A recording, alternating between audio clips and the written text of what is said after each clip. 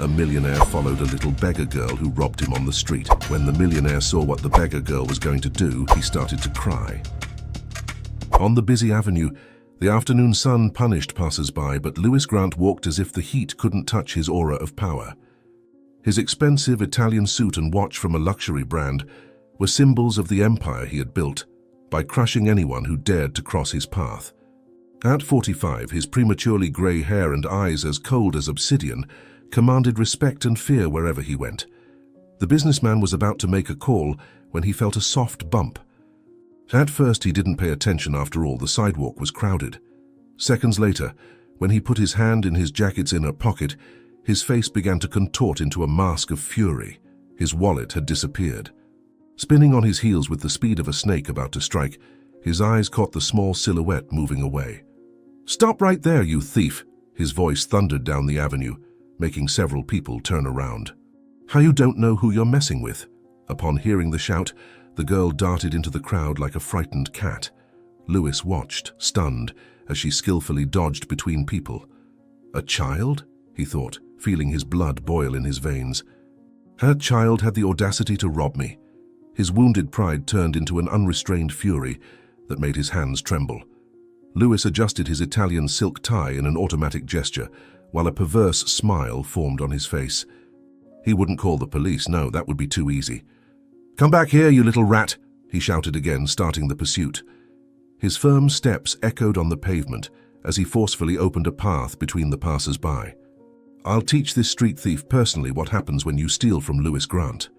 People shied away in fright as they saw the imposing man running with an enraged expression on his face. Some street vendors had to jump aside when the girl ran past their stalls, knocking over some merchandise.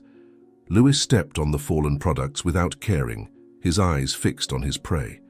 "Run while you can," he muttered through gritted teeth. "The more you run, the more painful your lesson will be." The businessman maintained a relentless pace, his breathing controlled by years of boxing at an exclusive club. Every time the girl looked back, he could see the growing terror in her dark eyes. "No use trying to run away," he shouted, savoring the fear on her dirty face. "I can chase you all day, you street rat." The pursuit led them through increasingly narrow alleys, where the smell of food and the hum of people created an atmosphere that Lewis despised. The girl knocked over boxes and trash cans in her path, trying to slow him down, but he leaped over the obstacles with the agility of a predator. "Pathetic," he thought with disdain. "Your childish tactics are only prolonging the inevitable." Sweat was already soaking his Egyptian cotton shirt, but Lewis didn't slow down. He saw how the girl's movements became more uncoordinated, fatigue beginning to take its toll. "You're getting tired," he taunted, his voice echoing between the narrow walls. "You won't last much longer, you little thief." The streets grew darker as they moved away from the main avenue. Lewis could see he was trapping his prey exactly where he wanted her. At every corner, the escape options dwindled. "The rat is entering the trap," he thought with cruel satisfaction, seeing the girl hesitate at a fork. The girl's panic was palpable now, her movements losing that initial feline grace. Lewis maintained his inexorable pace, savoring every moment of terror he inflicted. "Look at her," he thought with a cruel smile, trembling like a cornered animal. "Soon she'll learn that no one steals from Lewis Grant and gets away with it." The shadows of the buildings grew longer as the girl finally succumbed to total desperation. Lewis watched with malicious satisfaction as she darted towards a dark alley, her worn sandals frantically hitting the pavement. "A predictable and stupid choice," he thought, stopping at the alley's entrance. "Now you have nowhere else to run, little rat." Lewis adjusted his shirt cuffs as he contemplated the darkness of the alley where his prey had hidden. His eyes, cold as steel, gleamed with a perverse satisfaction. "Let's see how long you can hide in the shadows," he murmured, his voice laden with threat.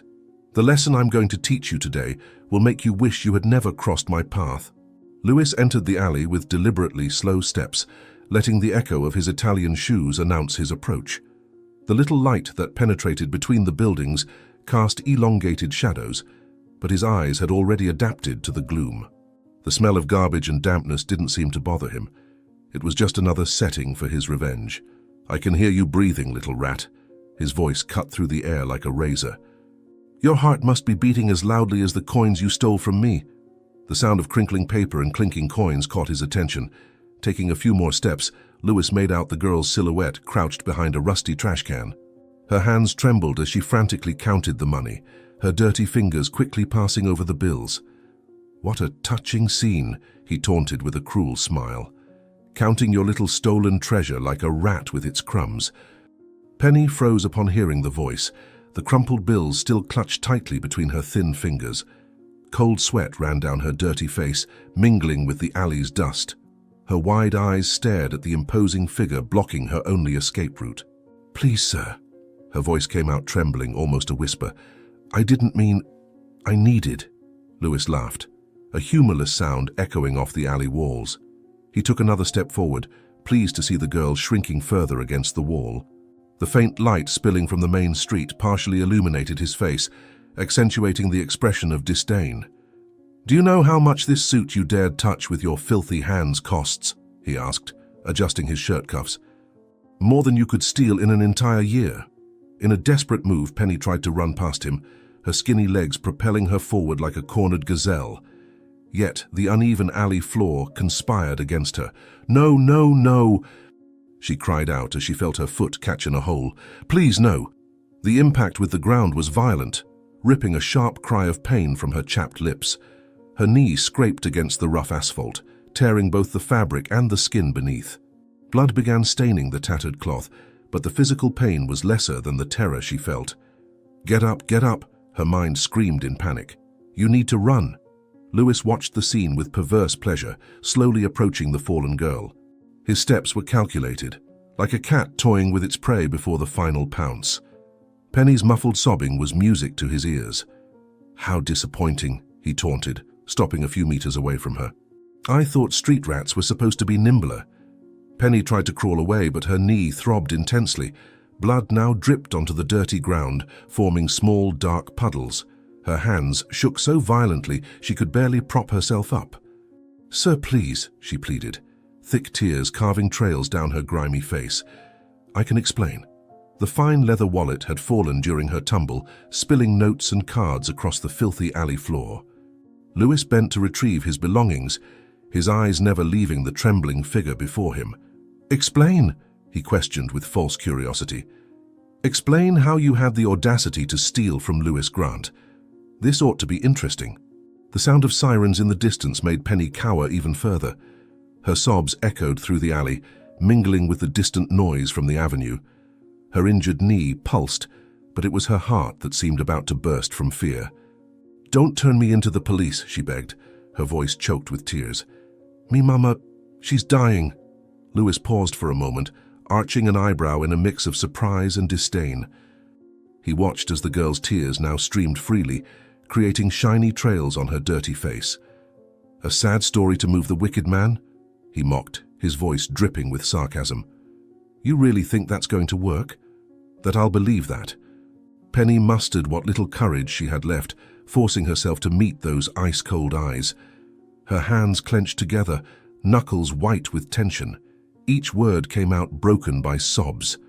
"It's not a lie," she managed to say through tears. "Please."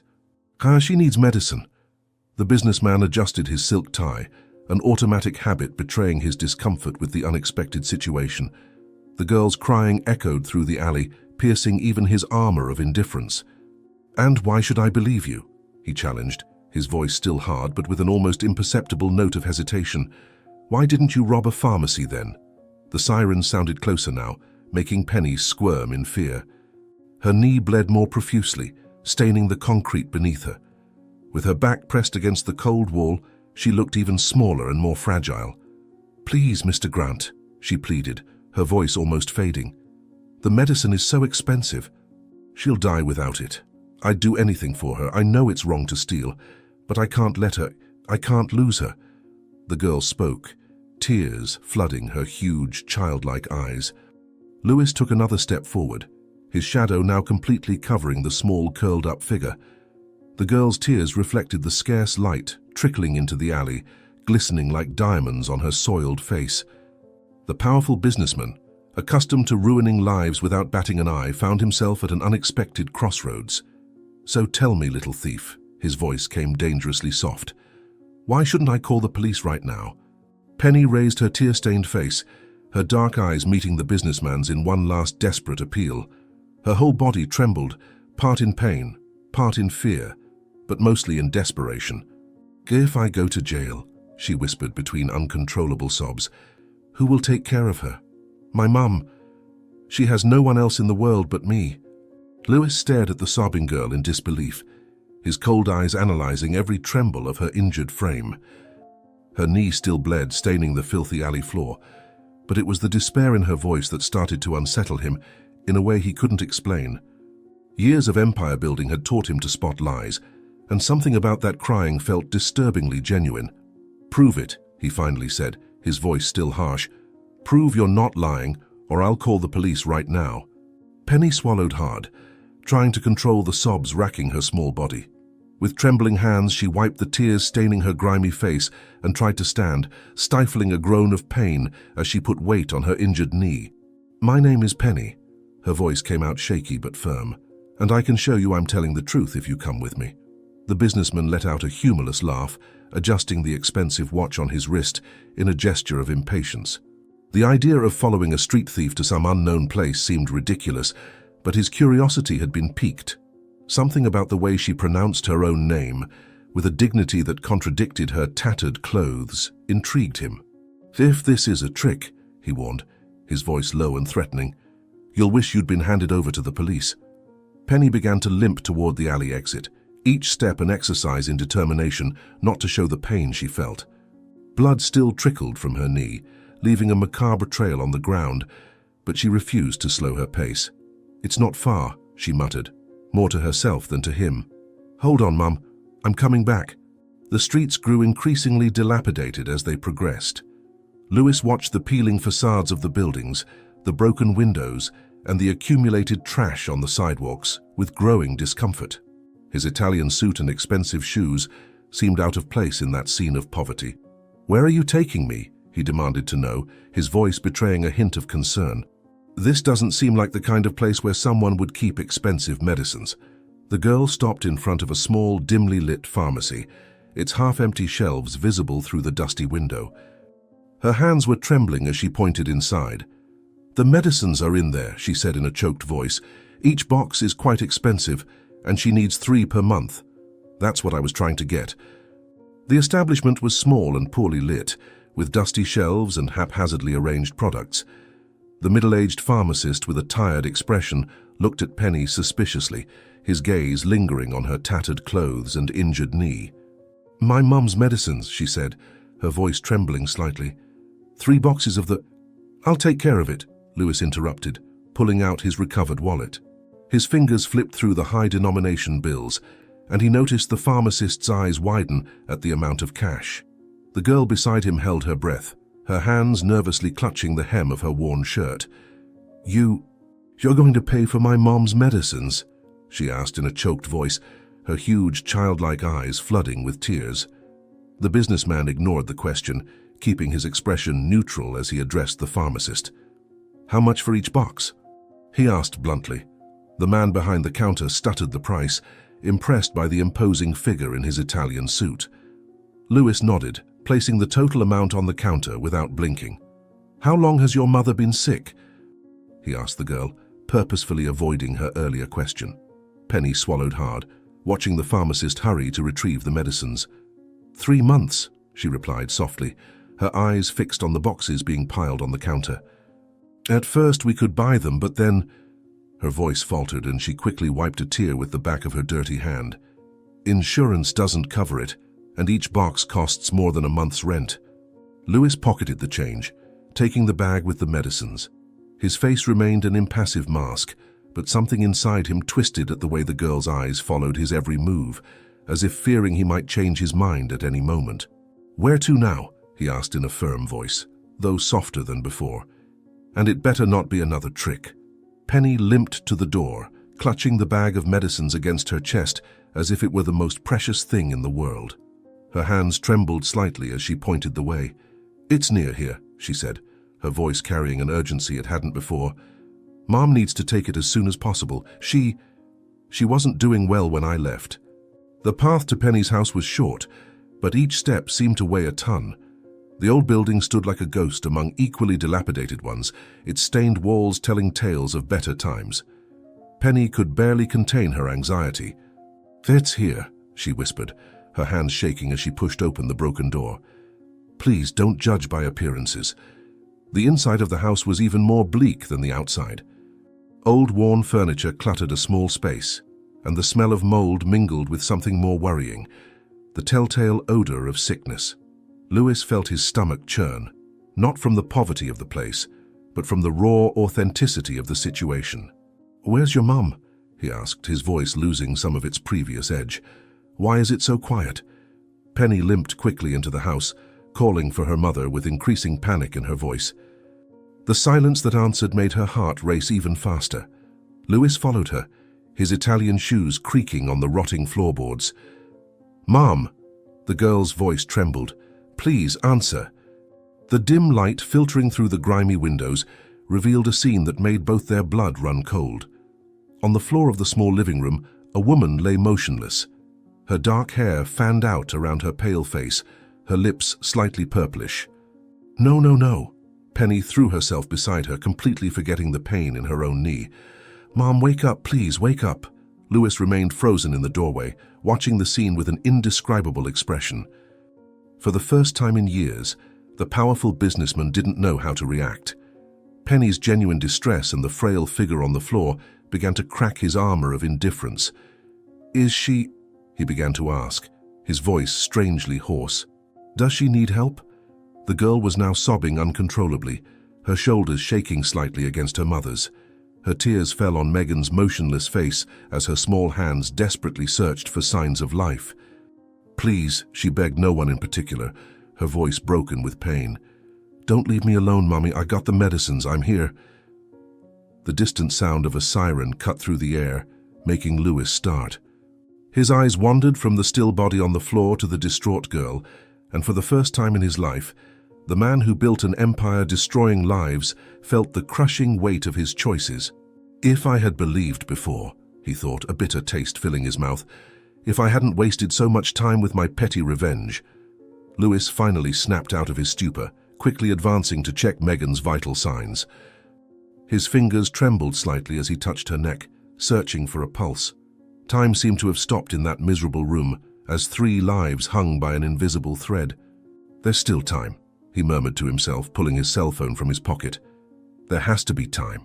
With shaking fingers, Lewis dialed the emergency number on his cell phone, his eyes fixed on Megan's unconscious form on the floor. Penny was kneeling beside her mother, gently shaking her shoulders, begging her to wake up. The operator answered on the first call, and Lewis surprised himself with the desperation in his own voice. "I need an ambulance immediately," he ordered, his mask of coldness completely forgotten. "We have an unconscious woman, weak breathing. Come quickly, please." In less than 10 minutes, which seemed like an eternity, the sound of sirens began echoing through the narrow streets. Lewis ran outside, frantically waving to guide the paramedics to the house. His expensive shoes sank into the mud, but for the first time in his life he didn't care about his appearance. "This way," he shouted, his voice hoarse with concern.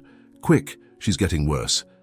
The paramedic team stormed into the small house with professional efficiency, carrying equipment and a stretcher. Their movements were swift and precise as they checked Megan's vital signs. Penny refused to let go of her mother's hand until one of the responders gently pulled her away to work. "Very low pressure," one of them announced, connecting monitors. "We need to take her now." Lewis surprised everyone, including himself, when he stepped forward and lifted the woman into his arms.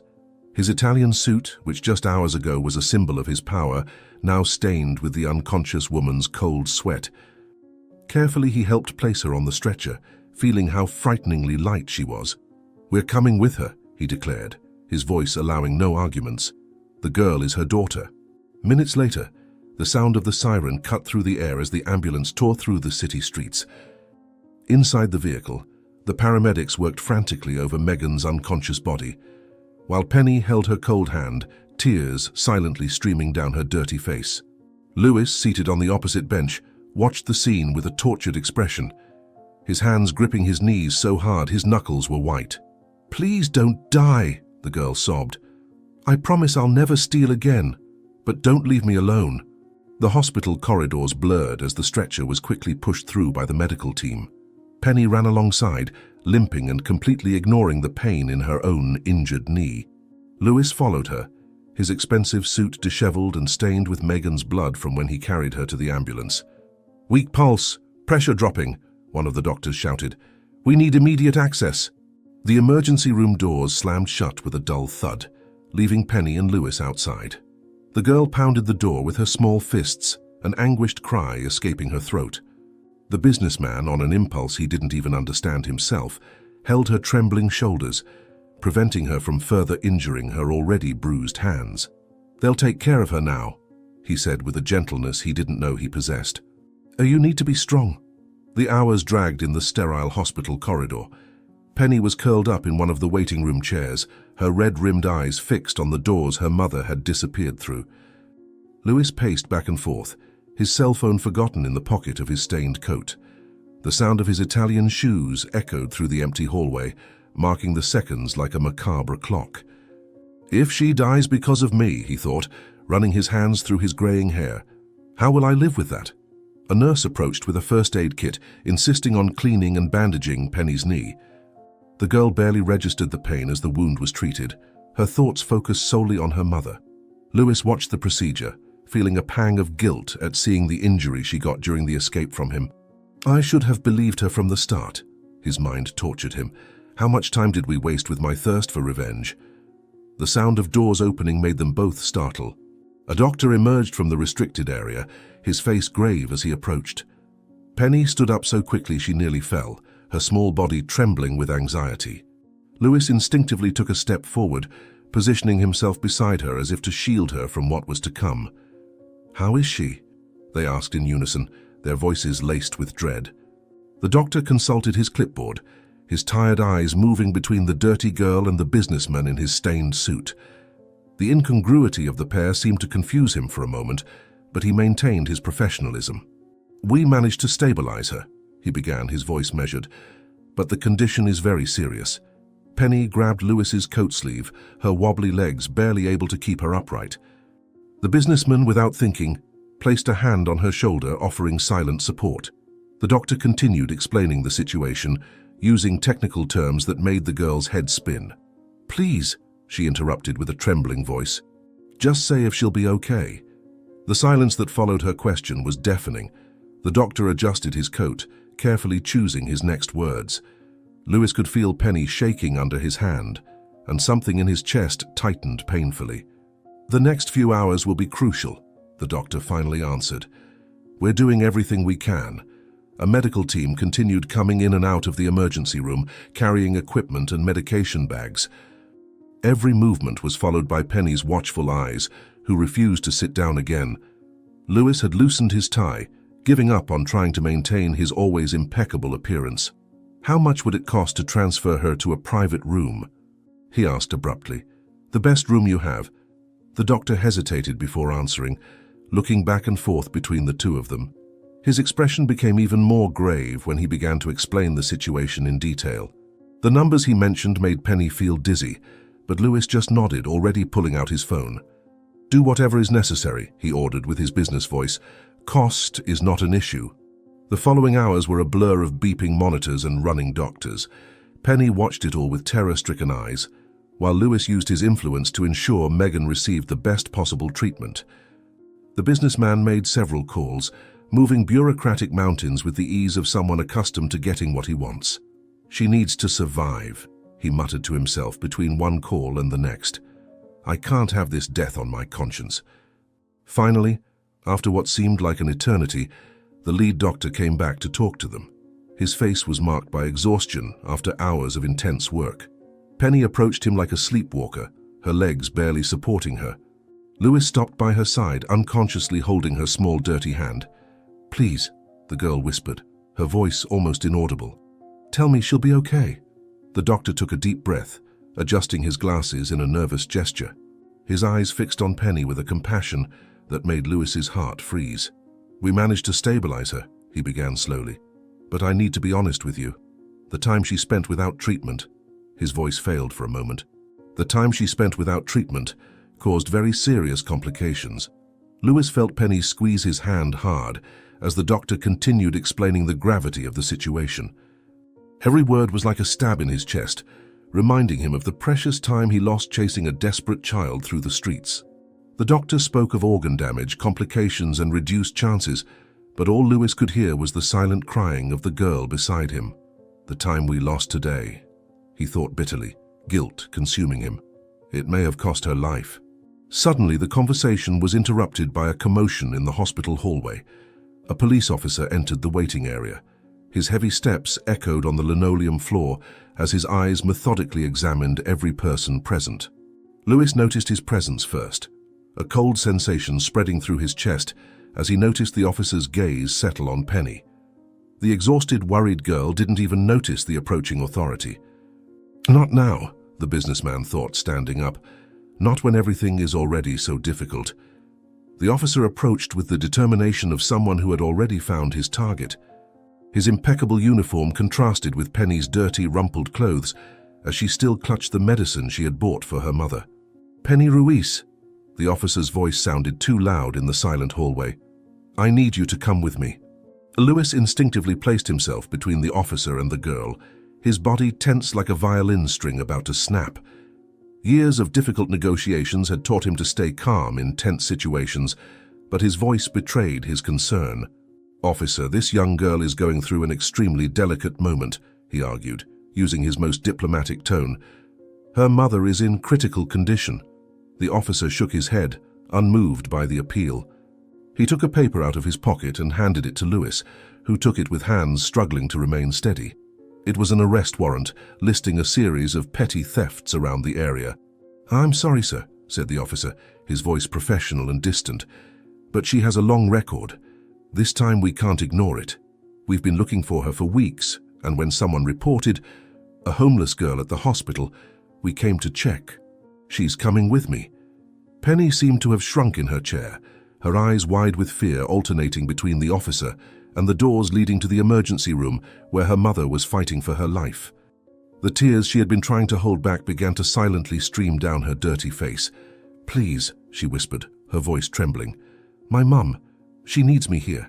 Lewis tried to use all his influence, offering to pay bail, promising to take responsibility for the girl, but the officer remained unyielding. Every argument was countered with regulations and procedures, cold words that didn't take the desperation of the situation into account. "I can't just ignore the law," the officer declared, already reaching for the handcuffs. "Even if you are who you are." The metallic sound of the handcuffs being unlocked seemed to awaken something in Penny. She jumped up, her small hands grasping Lewis's arm with surprising strength. "Don't let them take me," she pleaded, panic evident in her voice. "How will I know if she's okay? Please, my mum. I have to be here with her." The hospital hallway turned into a chaotic scene. Penny struggled as the officer tried to handcuff her, her pleas echoing off the walls. Lewis argued louder and louder, his normally controlled face twisted with frustration. "She's just a desperate child," he thundered, his voice drawing the attention of nurses and other patients. "Where is your humanity?" Amidst the commotion, a shrill, continuous sound cut through the air, the alarm of one of the monitors in the emergency room. The doors burst open violently, and a medical team rushed in, shouts of "emergency" echoing down the hallway. The color drained from Penny's face as she recognized the room number. "Mom!" she screamed, trying to break free. "No, let me go!" "She needs me." Lewis felt his heart tighten as he watched the girl being handcuffed while crying desperately. The officer held her firmly, but his eyes betrayed an internal conflict at the scene. More doctors were running towards the emergency room, carrying equipment and shouting orders. "Is this your job?" Lewis provoked bitterly. "Arresting a child while her mother dies?" The chaos in the hallway increased with every passing second. Nurses rushed with emergency carts, doctors shouted for more medication, and amidst it all, Penny was dragged towards the exit, her pleas becoming more and more desperate. Lewis felt torn, his eyes alternating between the emergency room doors and the girl being taken away. How did everything go so wrong? He thought, anguished. How did I let this happen? The handcuffs seemed absurdly large on Penny's thin wrists as she continued struggling and begging to stay. Her face was stained with tears, and her injured knee had started bleeding again from the effort. Lewis tried one last time. "Don't take her, please. Wait until we know how her mother is." But his voice was drowned out by a new alarm coming from the emergency room. The doctor rushed out of the room, shouting orders to prepare the transfer Lewis had requested for the girl's mother. His words were technical, but his urgent tone made the gravity of the situation clear. Penny managed to hear only fragments: cardiac arrest, unstable, risk of death, before being pushed further away. "No!" she screamed with all the strength she had. "Let me stay with her, please!" Lewis watched helplessly as Penny was taken towards the police car, her pleas echoing further and further away. At the same time, a team rushed with Megan's stretcher towards the transfer ambulance, monitors beeping and doctors shouting instructions. "What have I done?" he thought, guilt consuming him. "If I had believed her before." The last glimpse Lewis had was of Penny being placed in the police car, her handcuffed hands pressed against the glass, tears streaming freely down her face as she watched the ambulance carrying her mother depart in the opposite direction. The sound of sirens mingled with her sobs, creating a symphony of despair that Lewis knew he would never forget. "I'll fix this," he promised himself, his voice choked. "Even if it's the last thing I do." The private hospital was a completely different world from the previous one. Quiet, well-lit hallways replaced the chaos of the public emergency room, but the tension in the air remained the same. Lewis observed through the ICU glass as the medical team worked tirelessly on Megan. The monitors continued beeping at an irregular rhythm, each sound off-pattern making his heart jump. "I can't let her die," he muttered to himself, running his hands through his graying hair. "Not after separating a mother and daughter." The hours dragged on as doctors and nurses came in and out of the room, always wearing worried expressions. Lewis had completely abandoned his usual ruthless businessman demeanor. His suit was still stained, the tie long discarded, and deep dark circles marked his face. His phone kept ringing with urgent business matters, but for the first time in his life, none of it mattered. How can they talk about contracts now? He thought bitterly, rejecting another call. There's a life at stake here.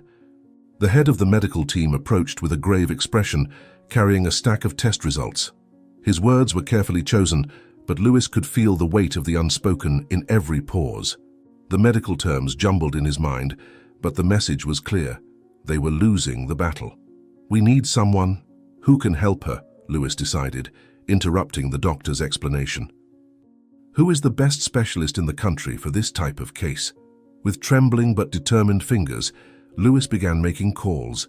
His name opened doors, his money broke down obstacles, but still, time seemed to be running against them. Each call was more urgent than the last, his normally controlled voice carrying a pleading tone that surprised even his oldest contacts. "I don't care how much it costs," he repeated with each negotiation. "Bring them here now." The sound of Megan's monitors was his only concern, each irregular beep a reminder of what was truly at stake. Money has never seemed so useless, he thought, watching another transfer being performed. What good is all this power if I can't save a life? The arrival of the specialist caused a stir at the hospital. His reputation preceded him, and the regular medical team watched with a mixture of admiration and apprehension as he examined Megan's records. Lewis remained by the ICU door, his eyes alternating between Megan's pale face and the doctor's reactions to each new piece of information. "She needs to live," his mind repeated like a mantra. "I need to bring good news to Penny." The following hours were an endless sequence of new tests and procedures. The specialist worked with absolute concentration, requesting tests Lewis had never heard of. Each result was analyzed meticulously, every detail considered with meticulous attention. "There's something we're missing," the doctor muttered more to himself than to the others. "Something that doesn't fit the usual pattern." Lewis observed every move, every expression of the specialist, trying to decipher any clue about Megan's condition. The other doctors seemed to do the same, their tense expressions revealing the gravity of the situation. The sound of the machines had become a morbid symphony, marking the passage of time. "How much longer do we have to wait?" Lewis asked, his voice betraying his anxiety. "Is there anything we can do?" The specialist looked up from the test results, his face revealing a concern that made Lewis's stomach sink. The papers in his hands trembled slightly as he approached, his usually neutral expression replaced by something darker. "In 30 years of practice," he began, his voice low and controlled, "I've never seen a combination of symptoms like this." Lewis felt his blood run cold. Years of tough negotiations had taught him to read people, and something in the doctor's posture deeply alarmed him. The specialist went on talking, his words carefully chosen, but each one felt like a hammer blow. "There's a complication," he explained, showing a series of tests, something the normal protocols didn't foresee. A medical team continued coming in and out of the emergency room, carrying equipment and medication bags. Every movement was followed by Penny's watchful eyes, who refused to sit down again. Lewis had loosened his tie, giving up on trying to maintain his always impeccable appearance. "How much would it cost to transfer her to a private room?" he asked abruptly. "The best room you have." The doctor hesitated before answering, looking back and forth between the two of them. His expression became even more grave when he began to explain the situation in detail. The numbers he mentioned made Penny feel dizzy, but Lewis just nodded, already pulling out his phone. "Do whatever is necessary," he ordered with his business voice. "Cost is not an issue." The following hours were a blur of beeping monitors and running doctors. Penny watched it all with terror-stricken eyes, while Lewis used his influence to ensure Megan received the best possible treatment. The businessman made several calls, moving bureaucratic mountains with the ease of someone accustomed to getting what he wants. "She needs to survive," he muttered to himself between one call and the next. "I can't have this death on my conscience." Finally, after what seemed like an eternity, the lead doctor came back to talk to them. His face was marked by exhaustion after hours of intense work. Penny approached him like a sleepwalker, her legs barely supporting her. Lewis stopped by her side, unconsciously holding her small, dirty hand. "Please," the girl whispered, her voice almost inaudible. "Tell me she'll be okay." The doctor took a deep breath, adjusting his glasses in a nervous gesture. His eyes fixed on Penny with a compassion that made Lewis's heart freeze. "We managed to stabilize her," he began slowly. "But I need to be honest with you. The time she spent without treatment," his voice failed for a moment, "the time she spent without treatment caused very serious complications." Lewis felt Penny squeeze his hand hard as the doctor continued explaining the gravity of the situation.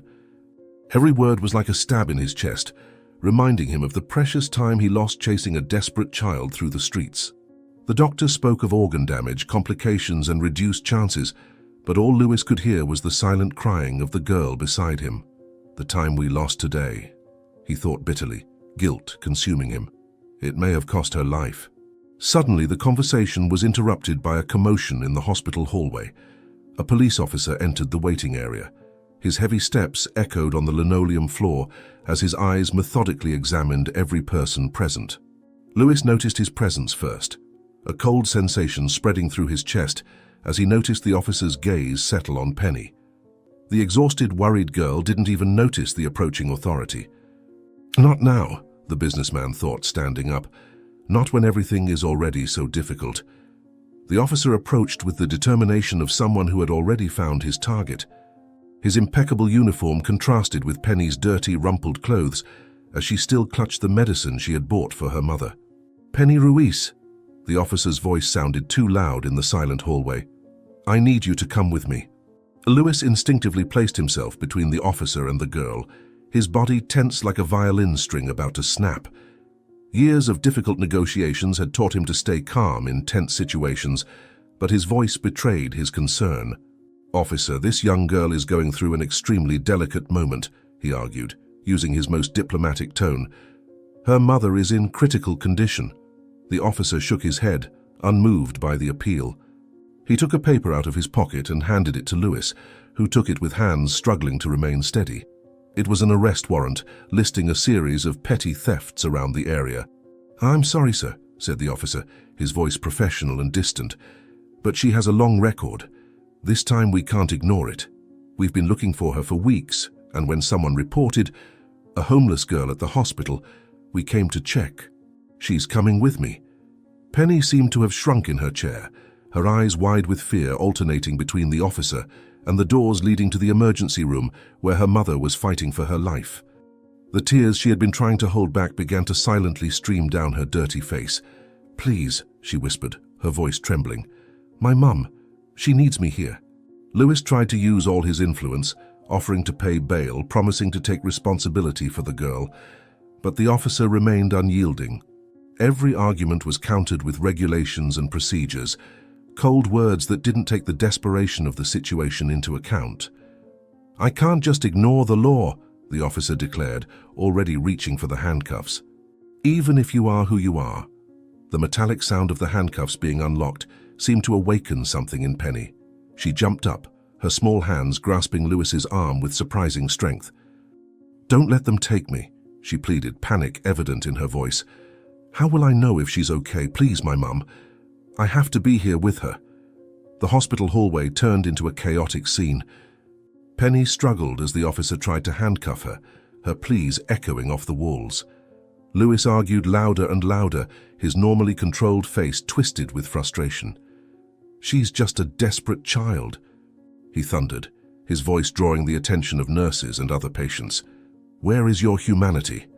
Amidst the commotion, a shrill, continuous sound cut through the air, the alarm of one of the monitors in the emergency room. The doors burst open violently, and a medical team rushed in, shouts of "Emergency!" echoing down the hallway. The color drained from Penny's face as she recognized the room number. "Mom!" she screamed, trying to break free. "No, let me go!" "She needs me." Lewis felt his heart tighten as he watched the girl being handcuffed while crying desperately. The officer held her firmly, but his eyes betrayed an internal conflict at the scene. More doctors were running towards the emergency room, carrying equipment and shouting orders. "Is this your job?" Lewis provoked bitterly. "Arresting a child while her mother dies?" The chaos in the hallway increased with every passing second. Nurses rushed with emergency carts, doctors shouted for more medication, and amidst it all, Penny was dragged towards the exit, her pleas becoming more and more desperate. Lewis felt torn, his eyes alternating between the emergency room doors and the girl being taken away. How did everything go so wrong? He thought, anguished. How did I let this happen? The handcuffs seemed absurdly large on Penny's thin wrists as she continued struggling and begging to stay. Her face was stained with tears, and her injured knee had started bleeding again from the effort. Lewis tried one last time. "Don't take her, please. Wait until we know how her mother is." But his voice was drowned out by a new alarm coming from the emergency room. The doctor rushed out of the room, shouting orders to prepare the transfer Lewis had requested for the girl's mother. His words were technical, but his urgent tone made the gravity of the situation clear. Penny managed to hear only fragments: cardiac arrest, unstable, risk of death, before being pushed further away. "No!" she screamed with all the strength she had. "Let me stay with her, please!" Lewis watched helplessly as Penny was taken towards the police car, her pleas echoing further and further away. At the same time, a team rushed with Megan's stretcher towards the transfer ambulance, monitors beeping and doctors shouting instructions. "What have I done?" he thought, guilt consuming him. If I had believed her before. The last glimpse Lewis had was of Penny being placed in the police car, her handcuffed hands pressed against the glass, tears streaming freely down her face as she watched the ambulance carrying her mother depart in the opposite direction. The sound of sirens mingled with her sobs, creating a symphony of despair that Lewis knew he would never forget. "I'll fix this," he promised himself, his voice choked. "Even if it's the last thing I do." The private hospital was a completely different world from the previous one. Quiet, well-lit hallways replaced the chaos of the public emergency room, but the tension in the air remained the same. Lewis observed through the ICU glass as the medical team worked tirelessly on Megan. The monitors continued beeping at an irregular rhythm, each sound off-pattern making his heart jump. "I can't let her die," he muttered to himself, running his hands through his graying hair. "Not after separating a mother and daughter." The hours dragged on as doctors and nurses came in and out of the room, always wearing worried expressions. Lewis had completely abandoned his usual ruthless businessman demeanor.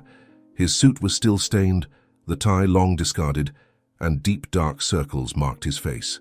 His phone kept ringing with urgent business matters, but for the first time in his life, none of it mattered. How can they talk about contracts now? He thought bitterly, rejecting another call. There's a life at stake here. The head of the medical team approached with a grave expression, carrying a stack of test results. His words were carefully chosen, but Lewis could feel the weight of the unspoken in every pause. The medical terms jumbled in his mind, but the message was clear. They were losing the battle. "We need someone who can help her," Lewis decided, interrupting the doctor's explanation. "Who is the best specialist in the country for this type of case?" With trembling but determined fingers, Lewis began making calls. His name opened doors, his money broke down obstacles, but still, time seemed to be running against them. Each call was more urgent than the last, his normally controlled voice carrying a pleading tone that surprised even his oldest contacts. "I don't care how much it costs," he repeated with each negotiation. "Bring them here now." The sound of Megan's monitors was his only concern, each irregular beep a reminder of what was truly at stake. Money has never seemed so useless, he thought, watching another transfer being performed. What good is all this power if I can't save a life? The arrival of the specialist caused a stir at the hospital. His reputation preceded him, and the regular medical team watched with a mixture of admiration and apprehension as he examined Megan's records. Lewis remained by the ICU door, his eyes alternating between Megan's pale face and the doctor's reactions to each new piece of information. "She needs to live," his mind repeated like a mantra. "I need to bring good news to Penny." The following hours were an endless sequence of new tests and procedures. The specialist worked with absolute concentration, requesting tests Lewis had never heard of. Each result was analyzed meticulously, every detail considered with meticulous attention. "There's something we're missing," the doctor muttered more to himself than to the others. "Something that doesn't fit the usual pattern." Lewis observed every move, every expression of the specialist, trying to decipher any clue about Megan's condition. The other doctors seemed to do the same, their tense expressions revealing the gravity of the situation. The sound of the machines had become a morbid symphony, marking the passage of time. "How much longer do we have to wait?" Lewis asked, his voice betraying his anxiety. "Is there anything we can do?" The specialist looked up from the test results, his face revealing a concern that made Lewis's stomach sink. The papers in his hands trembled slightly as he approached, his usually neutral expression replaced by something darker. "In 30 years of practice," he began, his voice low and controlled, "I've never seen a combination of symptoms like this." Lewis felt his blood run cold. Years of tough negotiations had taught him to read people, and something in the doctor's posture deeply alarmed him. The specialist went on talking, his words carefully chosen, but each one felt like a hammer blow. "There's a complication," he explained, showing a series of tests, something the normal protocols didn't foresee. The hospital corridor seemed to have grown colder suddenly. Lewis leaned against the wall, feeling his legs weaken under the weight of the doctor's words. The other professionals approached, forming a tense circle around the specialist. "How long?" Lewis managed to ask, his voice almost unrecognizable. "How long does she have?" The specialist adjusted his glasses, a gesture that seemed more an attempt to buy time than a real need. His eyes scanned the exams in his hands again, as if searching for a different answer than the one he had already found. "The problem is not how long," he finally said, his voice laden with a gravity that made everyone hold their breath. "The problem is what we're facing." The monitors continued their monotonous chant in the background, a constant reminder of the life hanging by a thread. Lewis approached the ICU glass, observing Megan's pale face, so similar to his daughter's. The specialist positioned himself beside him, his presence carrying the weight of decades of medical experience. "Mr. Grant," he began, his voice low but clear, "what we've found here is something I've never seen before." Lewis turned slowly, facing the doctor's gaze. The hospital corridor seemed to have stopped in time, each second stretching infinitely as he waited for the explanation.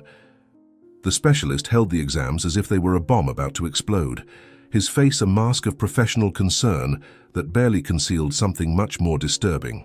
"Just say it," Lewis demanded, his voice shaking. "What did you find?" Meanwhile, the handcuffs chafed Penny's small wrists as she was led through the cold corridors of the police station. Her tears had dried, leaving dirty trails on her tired face, but her eyes retained a desperate gleam. The officers guided her firmly, ignoring her sobs and repeated pleas. "Please," her voice was hoarse from crying. "I need to know how my mother is. Can someone call the hospital?" The booking process was a torture. Every question answered, Every photo taken, every tiny fingerprint collected was a precious moment lost away from her mother.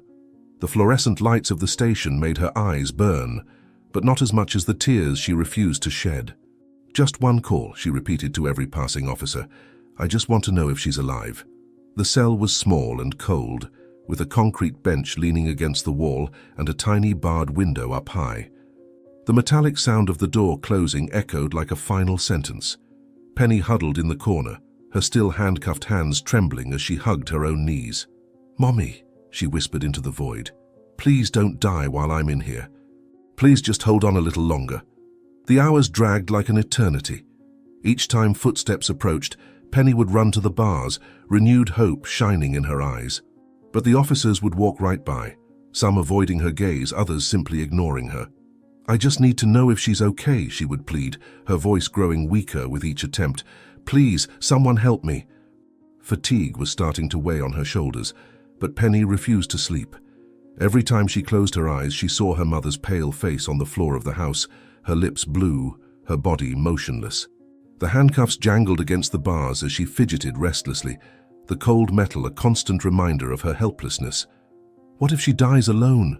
The thought tortured her. What if she wakes up and I'm not there?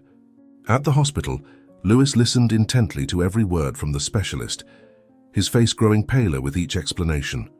Megan's condition was more complex than they had initially thought, a rare combination of factors that rendered conventional treatment ineffective. The doctor gestured over the scattered exams, pointing out anomalies that only he seemed to comprehend. "There is a possibility," he said, hesitant, "but I need to be honest about the risks." Lewis watched Megan through the ICU glass as the specialist explained the complexity of the case. The monitors continued their rhythmic chant in the background, each irregular beep making his heart skip. The exams in the doctor's hands showed a condition he had never seen before, a disease that was spreading in a unique and aggressive way through her body. "It's as if each organ is responding differently," the specialist explained, his voice grave. "Conventional treatments aren't being enough."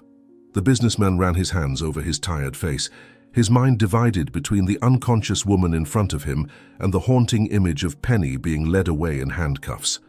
The specialist began detailing a new possibility, an experimental treatment, still in testing phase for extreme cases like this one. "There is a chance," the doctor said, carefully choosing his words. "But I need to be absolutely honest about the risks."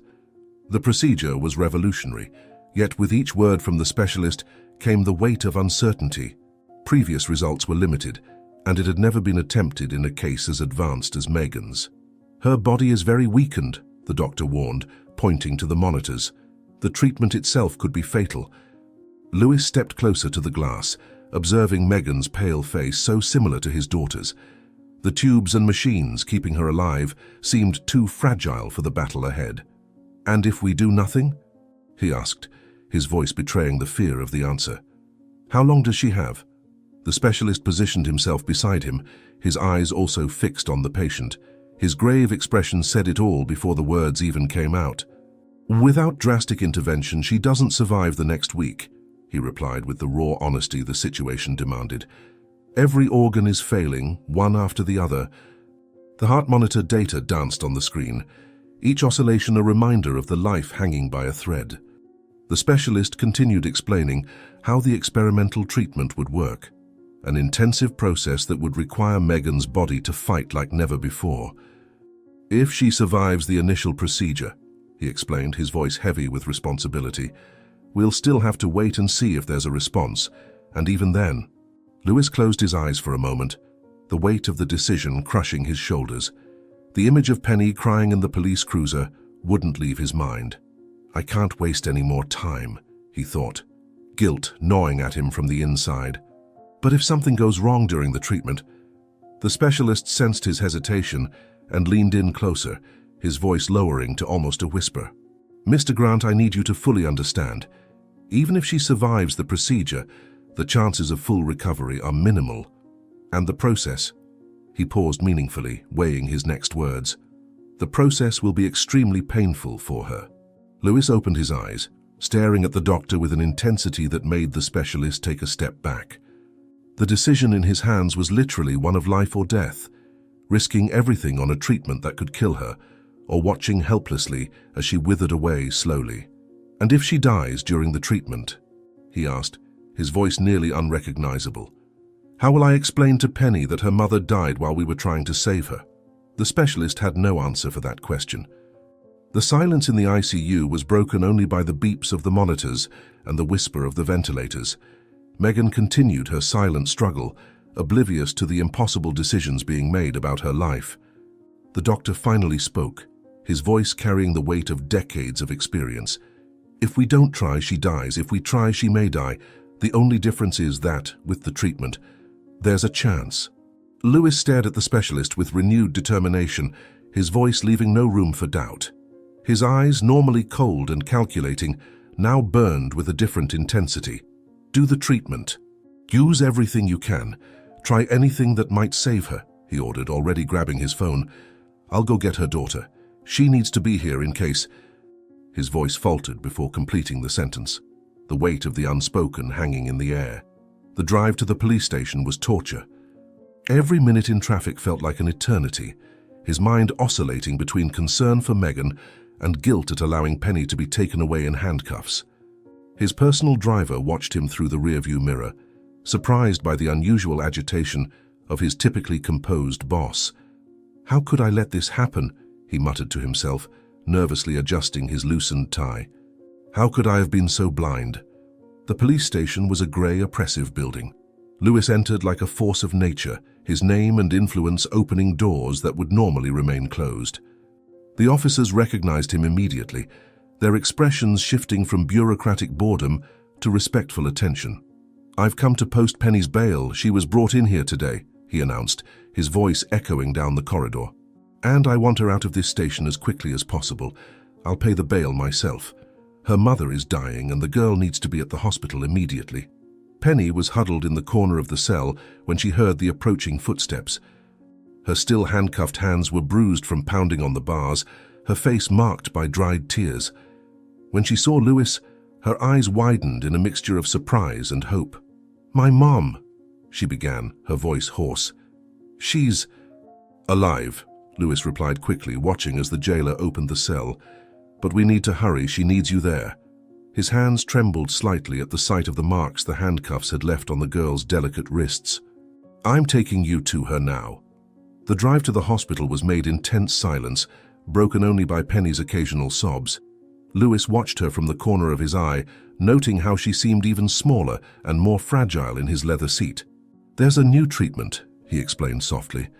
"The doctors are doing everything they can." The ICU was quiet when they arrived, just the rhythmic sound of the monitors filling the space. Penny ran to the window, her small hands pressed against the cold surface. Lewis motioned for the nurses to let him and the girl inside, and his request was granted. The nurses began preparing Penny and Lewis to enter, mask, cap, sterile gown. "Just a few minutes," the nurse warned. "She's very weak."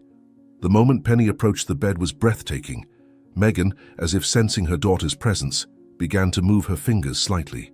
Her eyes opened with difficulty, focusing on her little one's face. "My sweet pea," she whispered, her voice faint, barely audible under the oxygen mask. "You came back." Penny held her mother's hand gently, as if afraid of breaking it. Tears streamed freely down her face as she tried to smile. "Mum, this is Mr. Lewis," she said, indicating the businessman watching the scene from the doorway. "He paid for the hospital, for the medicine. He's helping us." Megan turned her head slightly, her eyes meeting Lewis's. There was a deep understanding in that gaze, a silent plea that made the businessman's heart ache. "Take care of her, please. I don't know how much longer I can hold on. If I could," she whispered, each word a visible effort. "She has no one else in the world, please." Lewis approached the bed, his imposing presence softened by the emotion of the moment. Megan squeezed Penny's hand weakly, her eyes never leaving the businessman's. "Promise," she insisted, her voice growing fainter. "Promise you'll protect my little girl." The monitors began to show subtle changes, the numbers dancing worryingly on the screens. Megan seemed to struggle to keep her eyes open, her breathing becoming more labored. "My love," her daughter called, gathering her last strengths. "Be strong. Mommy loves you more than anything in this world." Penny leaned over her mother, her tears falling on Megan's pale face. Lewis stepped forward, placing a protective hand on the girl's shoulder. "I promise," he said firmly, his voice heavy with emotion.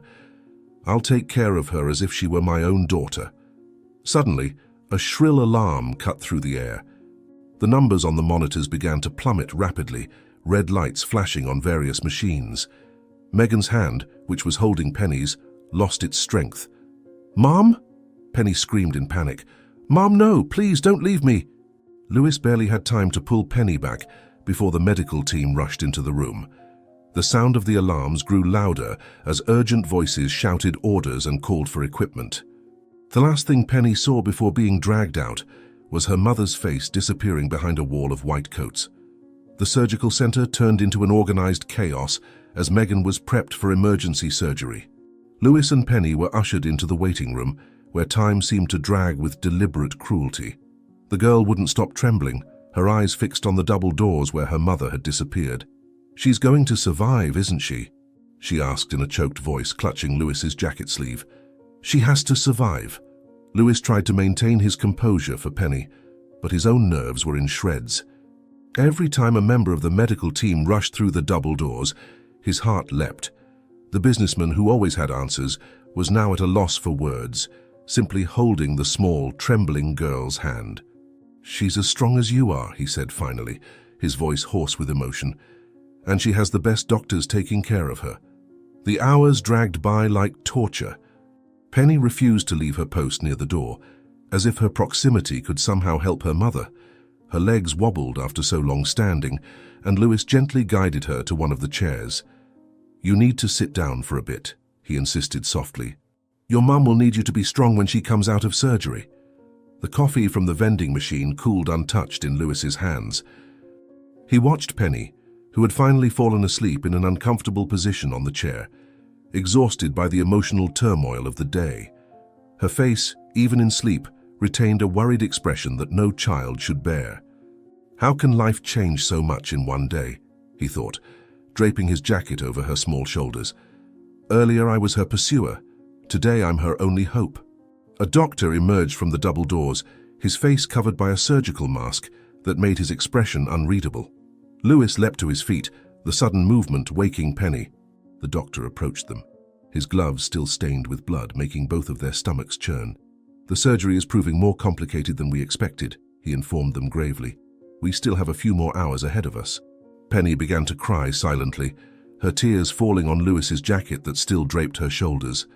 The businessman knelt in front of her, trying to find comforting words where there were none. His usually steady hands trembled slightly as he held hers. "Remember what your mother said," he whispered gently.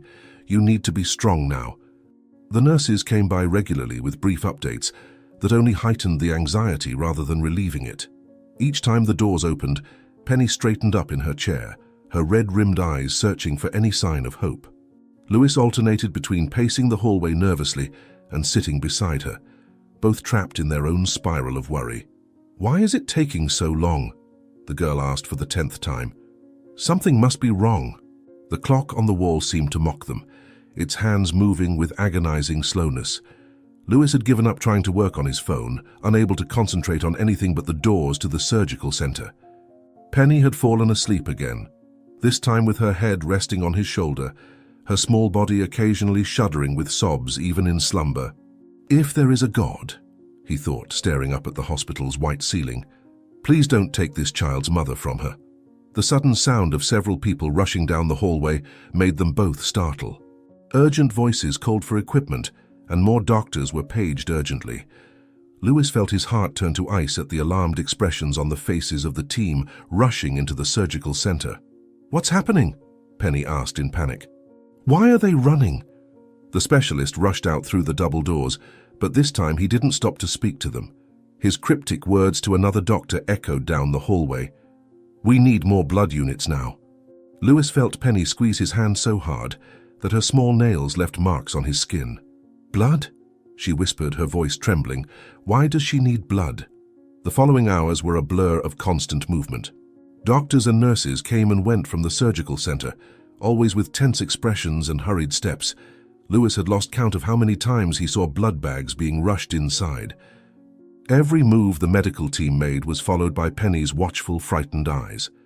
"I've never seen so many doctors like this," she murmured, resting her head on Lewis's arm. "Is that good or bad?" A sudden silence fell over the hallway like the calm before a storm. The rushes ceased, the urgent voices quieted, and for one terrifying moment everything was too still.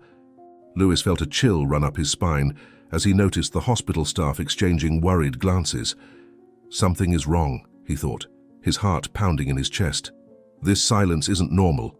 Penny suddenly got up, as if she sensed something. Her eyes, swollen from crying so much, fixed themselves on the surgery center's doors with a frightening intensity. Lewis also stood up, instinctively putting a protective hand on the girl's shoulder. "It's going to be all right," he said, wishing he could believe his own words. "Your mother is strong, she'll make it." The specialist finally emerged from the double doors, removing his surgical mask with movements too slow to be normal. His face was marked by fatigue and something else, something that made Lewis's blood run cold. Penny took a step forward, but Lewis held her firmly, recognizing the doctor's grave expression. "Mr. Grant," he began, his voice heavy. "We need to talk." The specialist led Lewis a few steps away from where Penny was sitting. The hospital corridor seemed even more silent now, only the hum of the fluorescent lights filling the air. The doctor adjusted his glasses, his face marked by the fatigue of hours of surgery. "Mr. Grant, I need to explain something very important," the specialist began, lowering his voice. "There is a technique that could save her life, but it's extremely risky. We would need to gradually cool her body down to a specific temperature, and then stop her heart in a controlled manner." Lewis felt his legs weaken, needing to lean against the wall. "Stop her heart? And if you can't get it beating again?" "That's exactly why I need to be completely honest," the doctor continued. "This procedure has never been performed at this hospital. In fact, there are only 3 documented cases in the entire country.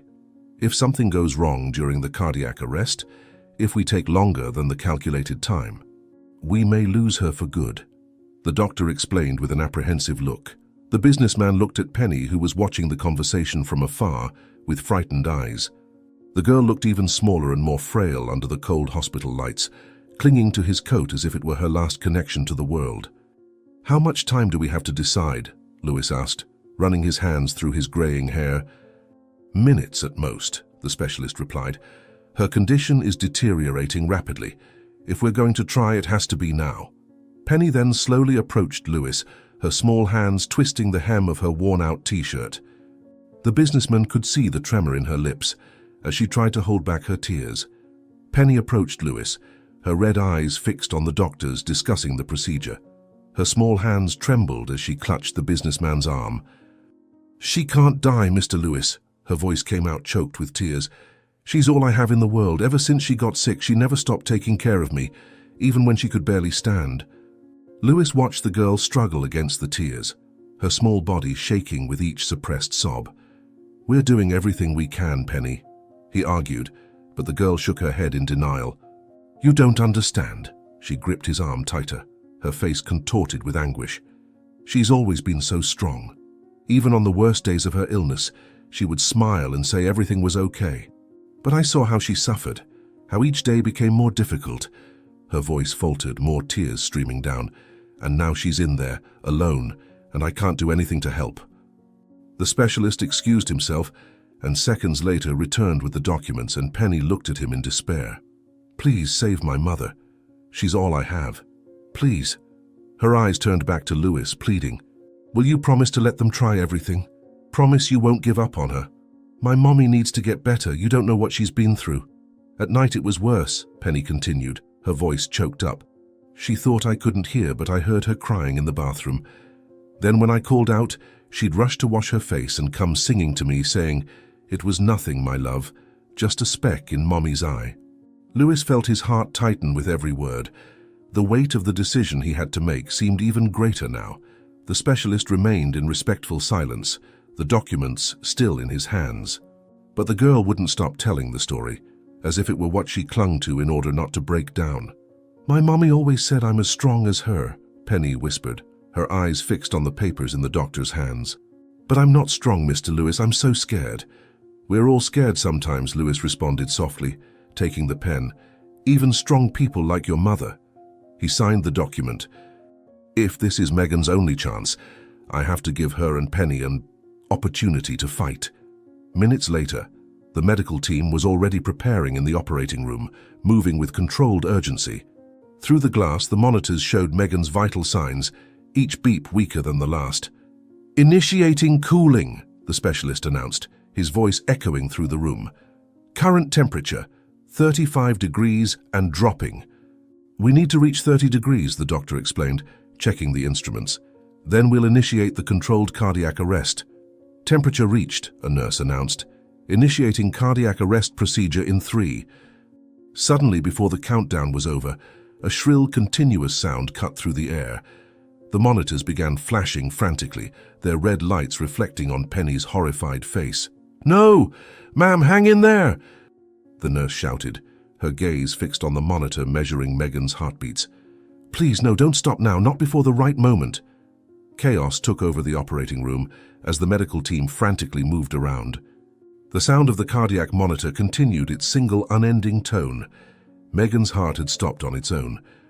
Meanwhile, in the hallway, Penny gripped Lewis's hand tightly, her eyes fixed on the entrance of the operating room, as if sensing that something was wrong. "Why do I feel that? My mommy won't come back, Lewis. I don't want to live without her," said the girl. Lewis could feel Penny trembling by his side.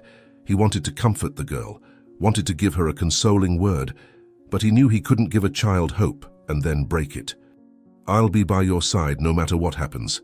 Let's pray and hope that everything turns out all right. We mustn't lose faith," he promised, trying to console her, but without giving her empty hopes. The shrill and continuous sound of the cardiac monitor echoed down the hallway as Lewis held Penny back, keeping her from banging on the surgery room window again.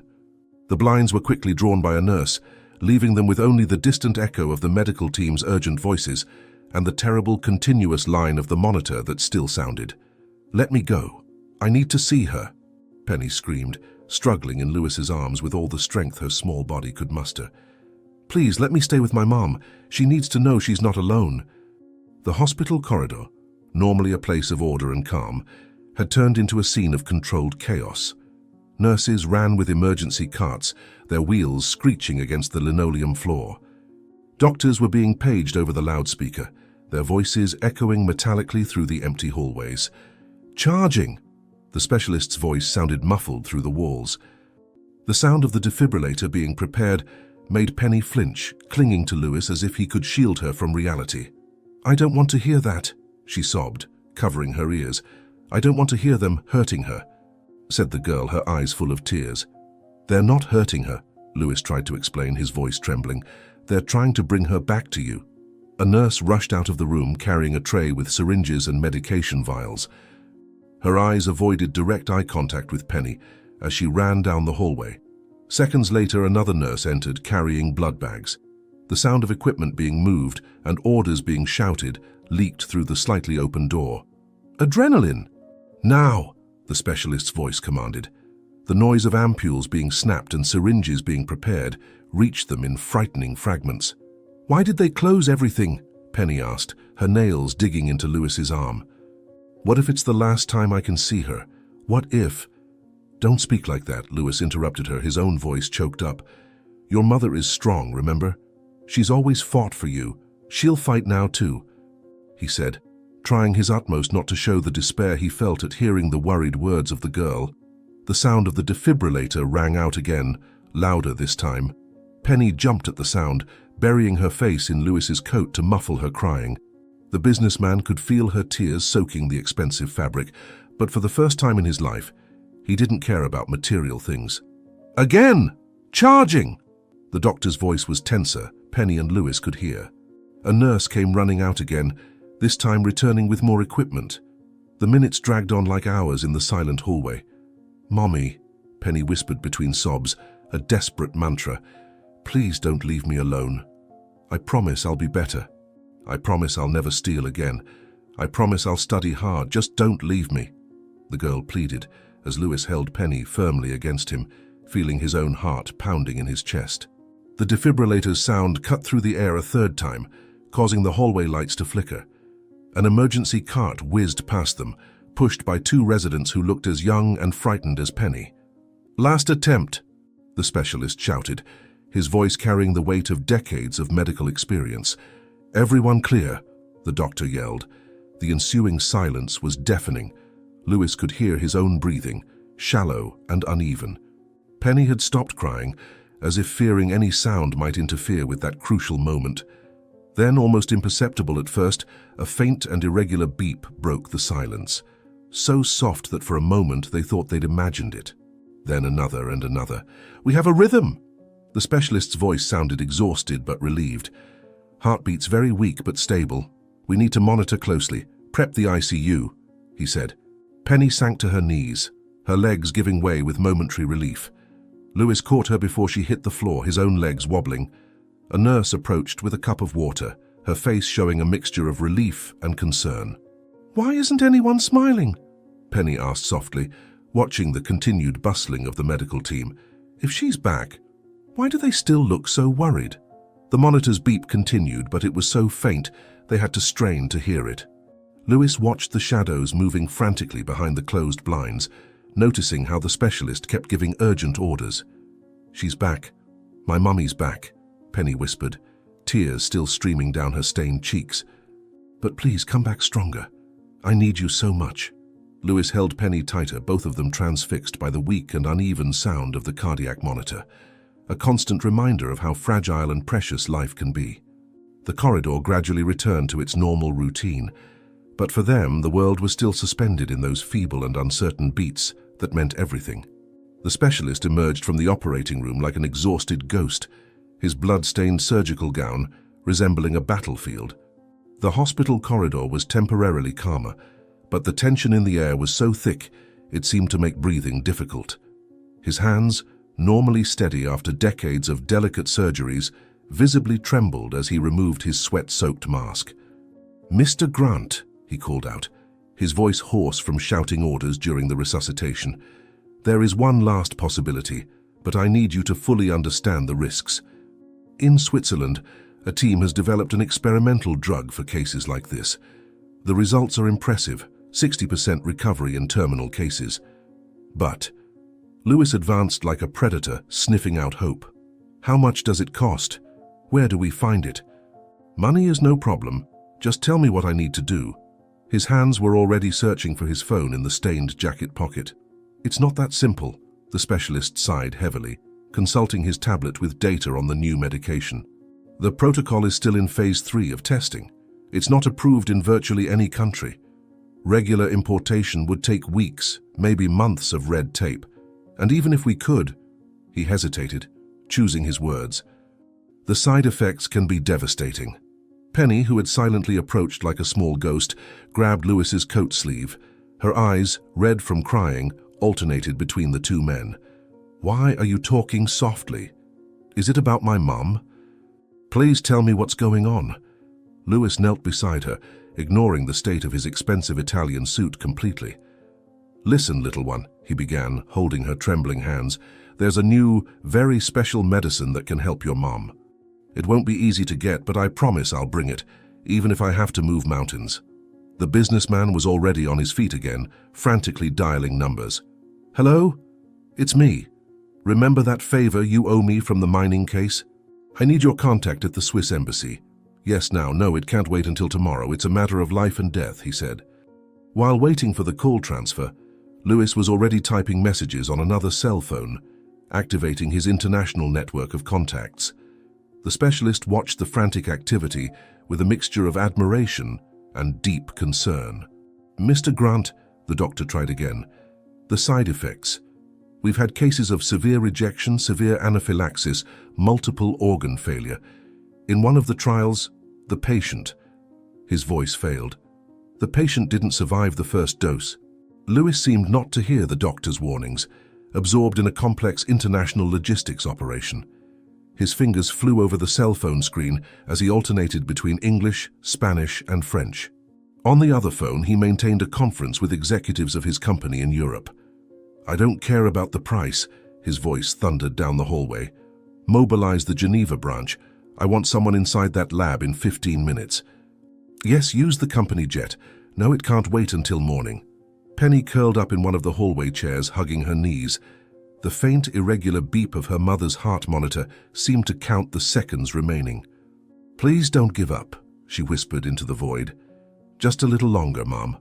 The specialist took advantage of a moment between calls to continue his warnings. "Even if we get the medication, you need to understand.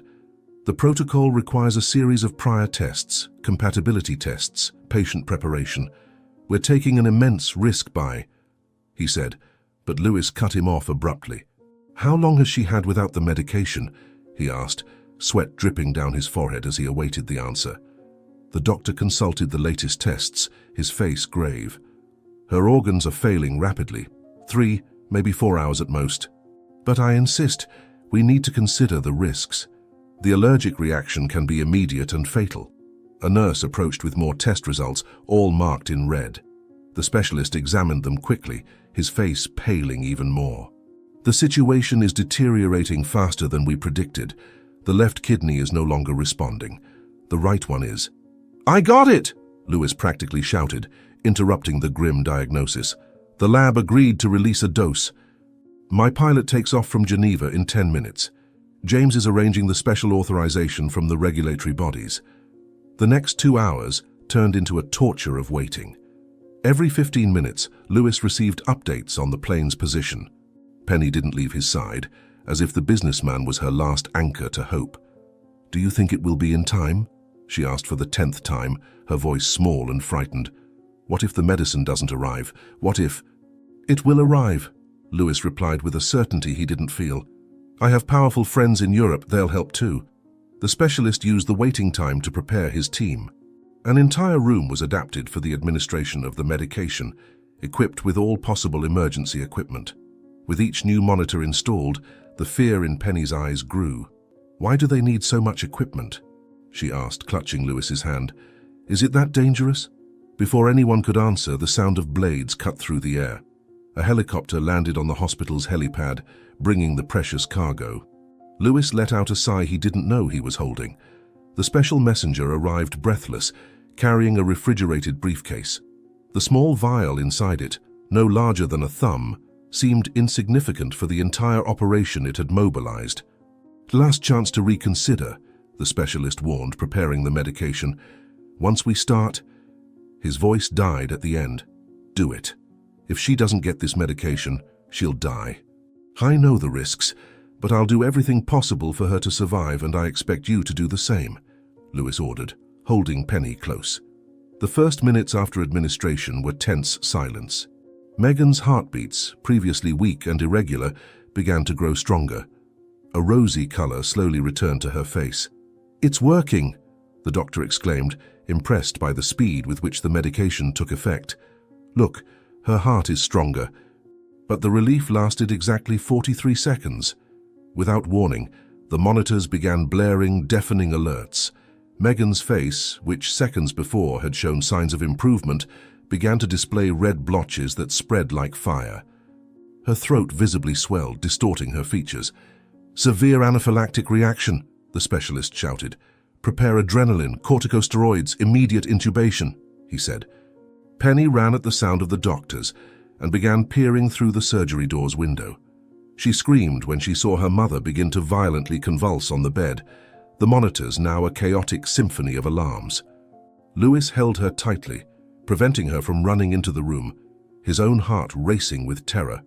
The blinds were violently closed, leaving them with only the terrifying sounds of the alarms and shouts from the medical team. The medication that was supposed to be Megan's salvation now seemed to have transformed into her executioner. "Stop!" Penny screamed, pounding Lewis's chest with her tiny fists. "Make them stop! She's suffering! My mum is suffering!" The girl pleaded. The specialist advanced across the room with a syringe of adrenaline in hand, his movements precise despite the chaos around him. Megan's body was violently thrashing on the gurney, the tubes and sensors threatening to come loose with each spasm.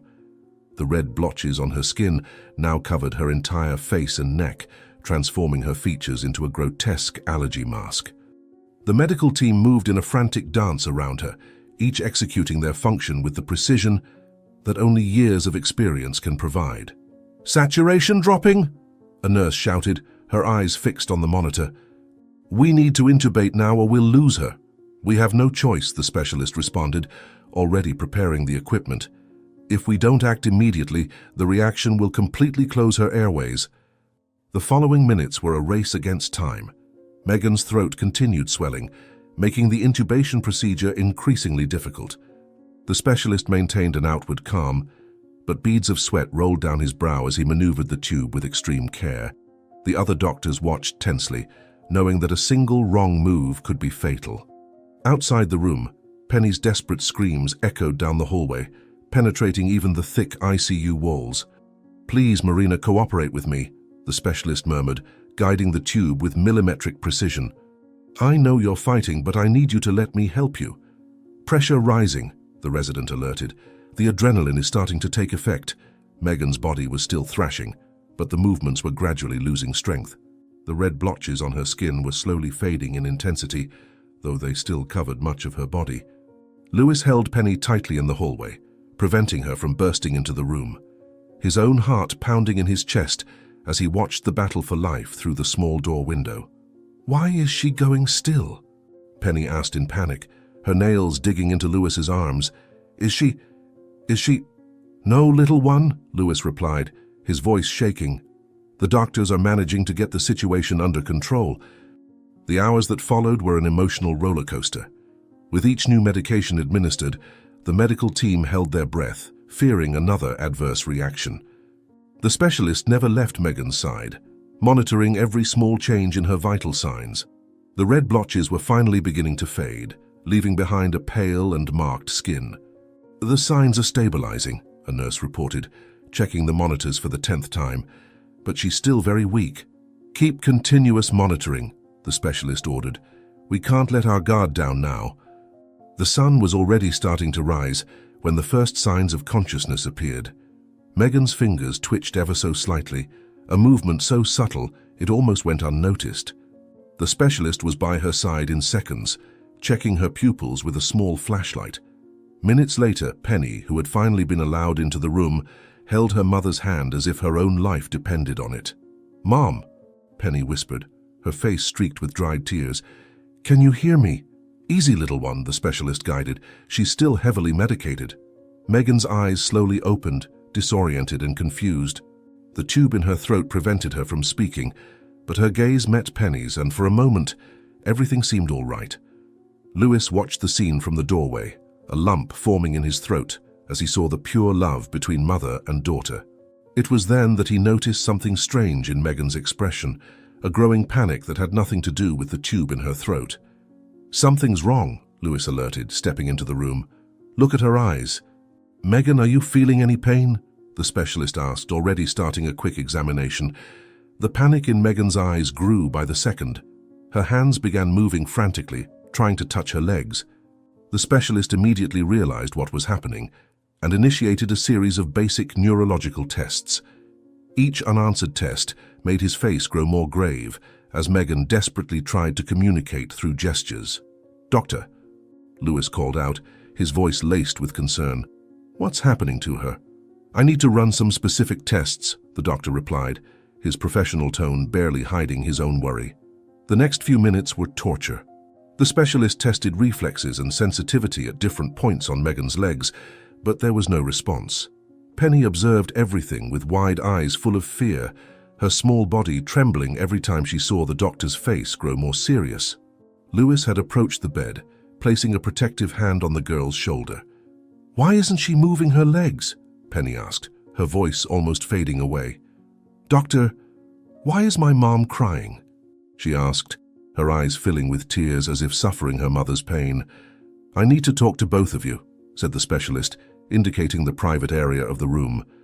The moment of truth came with the cruelty of a slap. The specialist explained with all possible gentleness that the violent reaction to the medication had caused severe neurological damage. The lack of oxygenation during the crisis, combined with the prolonged seizure, resulted in a spinal cord injury. Penny listened in silence, her tears falling silently as Lewis protectively hugged her. She won't walk anymore?" Penny finally managed to ask, her voice choked. "We will do everything in our power," promised the specialist, But yes, at the moment, she is paralyzed. Megan's sobs, muffled by the breathing tube, echoed through the room like a symphony of despair. Her eyes, fixed on her now immobile legs, overflowed with tears that streamed down her pale face. Penny ran back to her mother's side, holding her hand tightly while Lewis remained paralyzed, guilt consuming him from within. The specialist watched the scene with a heavy heart, knowing that this family would never be the same again. "This is my fault," thought Lewis, running his hands through his graying hair. "If I had believed her from the beginning." "It's no one's fault," said the specialist, as if reading his thoughts. "Sometimes saving a life comes at a price we cannot foresee." The ICU room, with its constant beeps and fluorescent lights, witnessed a scene that mixed relief and tragedy. Megan was alive, but her life had changed forever. Penny alternated between crying and trying to smile at her mother, while Lewis remained a silent and protective presence. The specialist began explaining about rehabilitation and future treatments, but his words seemed distant, as if they came from another world. "We'll get through this together, Mom," Penny whispered, kissing Megan's hand. "No matter how, we'll make it," the girl said, tears bathing her delicate face. "And I'll help you every step of the way," Lewis promised, his voice laden with determination. "I won't abandon you now." The hours dragged on in the ICU as the medical team carefully removed Megan's breathing tube. Her first unassisted breaths were painful and shallow, as if each movement cost an immense effort. The specialist closely monitored her, constantly checking her vital signs. When she finally managed to speak, her voice came out hoarse and broken, but her first words were directed at the daughter who wouldn't let go of her hand. "Mi amor, I'm glad you're here," Megan whispered, her eyes burning with unshed tears. "Why can't I feel my legs?" she asked, terrified, more to herself than to others. "Mom, don't talk too much now," Penny replied, trying to swallow her own tears. "The doctor said you need to rest." The specialist approached with measured steps, carrying the weight of having to confirm his patient's suspicions. He explained as gently as possible about the spinal cord injury, how the violent reaction to the medication had caused neurological damage. With each word, Megan's face contorted into a mask of pain that went far beyond the physical. Lewis watched from the doorway, his body tense like a violin string about to snap. "How will I work like this?" Megan asked between sobs. "How will I take care of my daughter?" "Mrs. Megan," Lewis finally spoke up, stepping further into the room.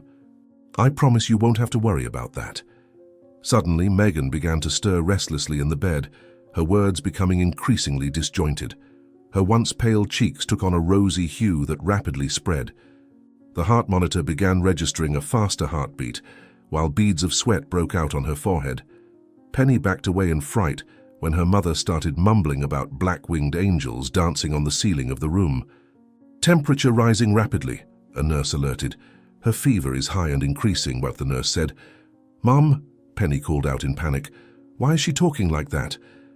The room turned into a whirlwind of activity, as Megan alternated between comprehensible and means words, her speech blending into a feverish delirium. She spoke of staircases leading to heaven, of ice butterflies landing on her numb legs. The specialist, however, watched the monitors with growing interest, his expressions subtly shifting from concern to something akin to hope. "Why are you smiling?" Lewis asked, noticing the change in the doctor's demeanor. "This fever," the specialist replied, "may be exactly what we needed." As the team worked to keep Megan comfortable, the doctor explained that the high fever could be a sign that her immune system was reacting positively to the treatment. It was as if her body was waging an internal battle, mobilizing all possible defenses. Penny listened intently, her eyes alternating between her mother's flushed face and the constantly beeping monitors. "It's like a war inside her?" Penny asked, starting to understand. "Exactly," the specialist confirmed. "And right now we want her inner army to keep fighting." Megan's hallucinations intensified with the fever. She began singing lullabies, her hands trying to reach invisible things in the air. At times she called for her own parents, long deceased, asking forgiveness for not having been a better daughter. Lewis had to hold Penny back when Megan started screaming about snakes coiling around her paralyzed legs. "Don't leave me," Megan screamed, struggling against imaginary foes. "The snakes, they're squeezing," she said, completely hallucinating. I need to do something, Penny pleaded, struggling against Lewis's arms. A nurse hurriedly entered the room carrying the results of the latest blood tests. Her grave expression made the specialist immediately drop his notes and cross the room in 3 long strides. As he read the report, his face gradually lost color. Lewis, who had learned to read the doctor's expressions in the past few hours, felt his heart turn to ice. "What is it now?" Lewis asked, still holding Penny. "I need confirmation from the lab," the doctor replied evasively, already heading for the door. Megan's delirium seemed to follow the frantic pace of the cardiac monitors. She was now speaking about a garden where fireflowers blossomed from her immobile legs, describing in vivid detail how each petal burned her skin but left no marks. The specialist returned to the room with more tests in hand, his face a mask of professional concern that barely concealed something much more serious. "How long until confirmation?" the nurse asked in a low voice.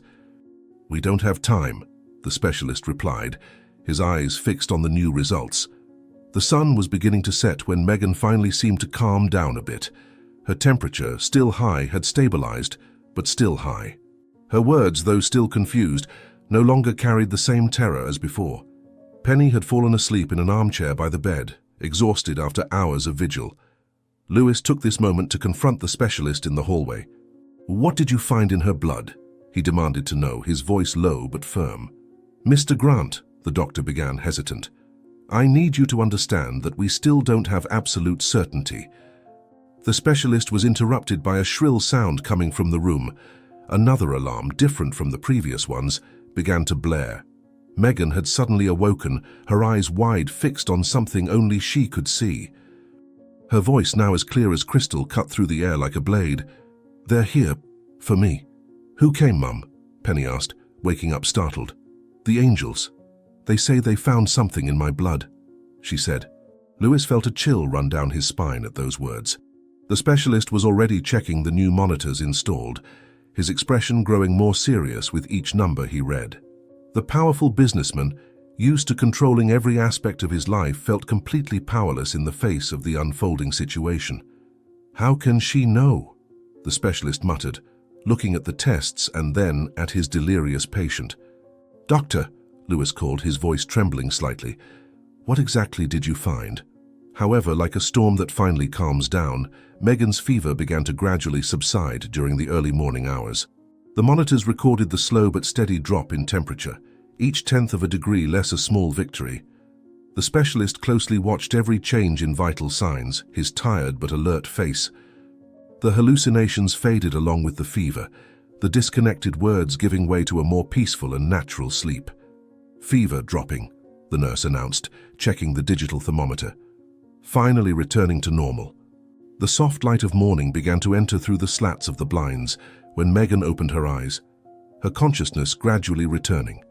Her gaze, once turbulent with feverish delirium, was now clear and focused.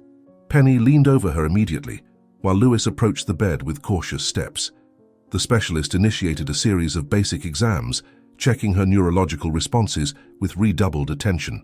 "How are you feeling?" the doctor asked, observing her pupils with a small flashlight. "Different," Megan replied, her voice still hoarse. There's something strange in my legs." A tense silence fell over the room as the specialist moved to examine Megan's legs. His experienced hands performed sensitivity tests, pressing different points while closely observing the patient's reactions. Suddenly, Megan let out an exclamation that made everyone in the room jump. "I felt that!" she almost shouted, tears beginning to form in her eyes. "Doctor, I felt your touch." The exam continued for several minutes, each new area of recovered sensitivity provoking more tears from Megan. Lewis watched the scene with his heart pounding, while Penny practically danced beside the bed. The specialist took frantic notes, his eyes shining with a professional enthusiasm he couldn't hide. "The experimental medication," he muttered, consulting his notes. "The fever must have enhanced its effect." "Does that mean she'll be able to walk again?" Penny asked, hope overflowing in her voice. Encouraged by the new sensations in her legs, Megan tried to move around in the bed. Her muscles, however, did not fully respond to the commands from her brain. Frustration began to show on her face, when she realized that despite feeling the touch, she still could not control her movements like before. "Why can't I move properly?" she asked, growing anguish in her voice. "Calm down," the specialist intervened. "Regaining sensation is only the first step."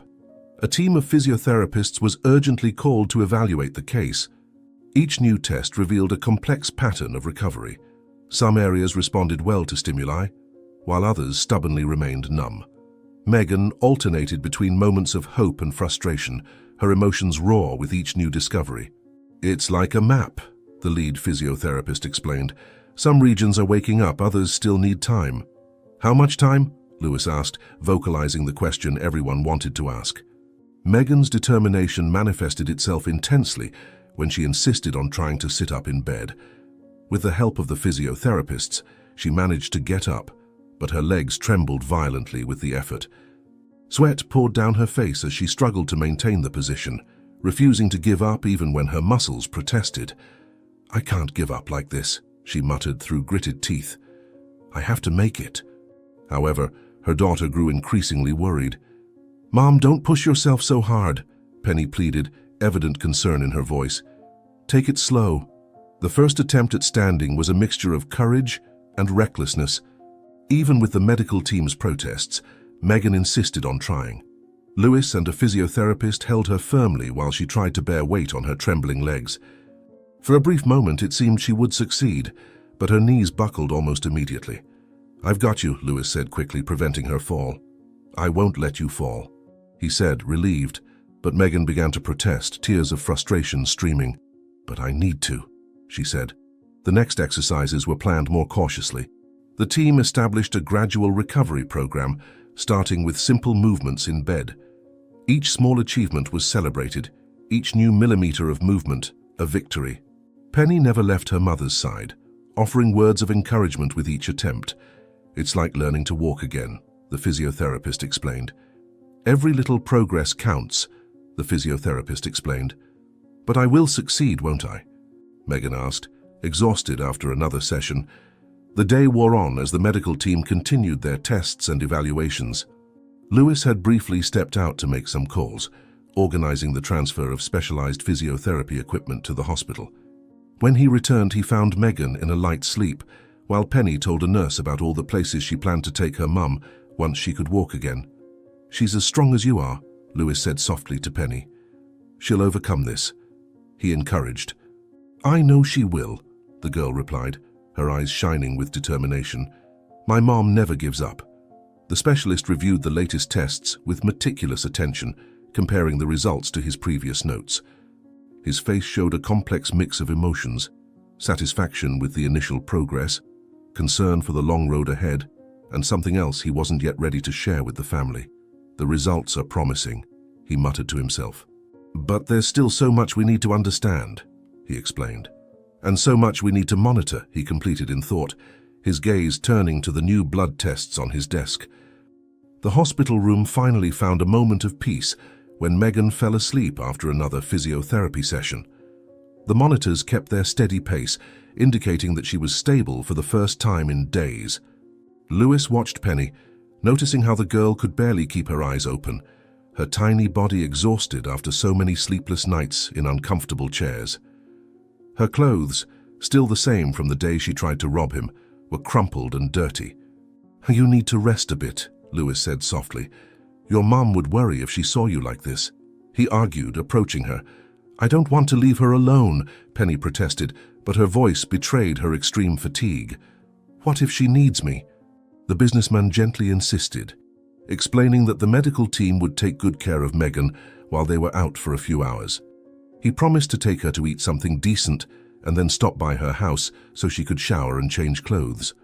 Penny hesitated, her eyes alternating between her sleeping mother and Lewis, until her stomach audibly rumbled, deciding for her. "Just for a little while then," she finally conceded, kissing her mother's forehead. "Promise we'll come back soon?" she asked, looking hopeful. "I promise," Lewis replied, already guiding her out of the room.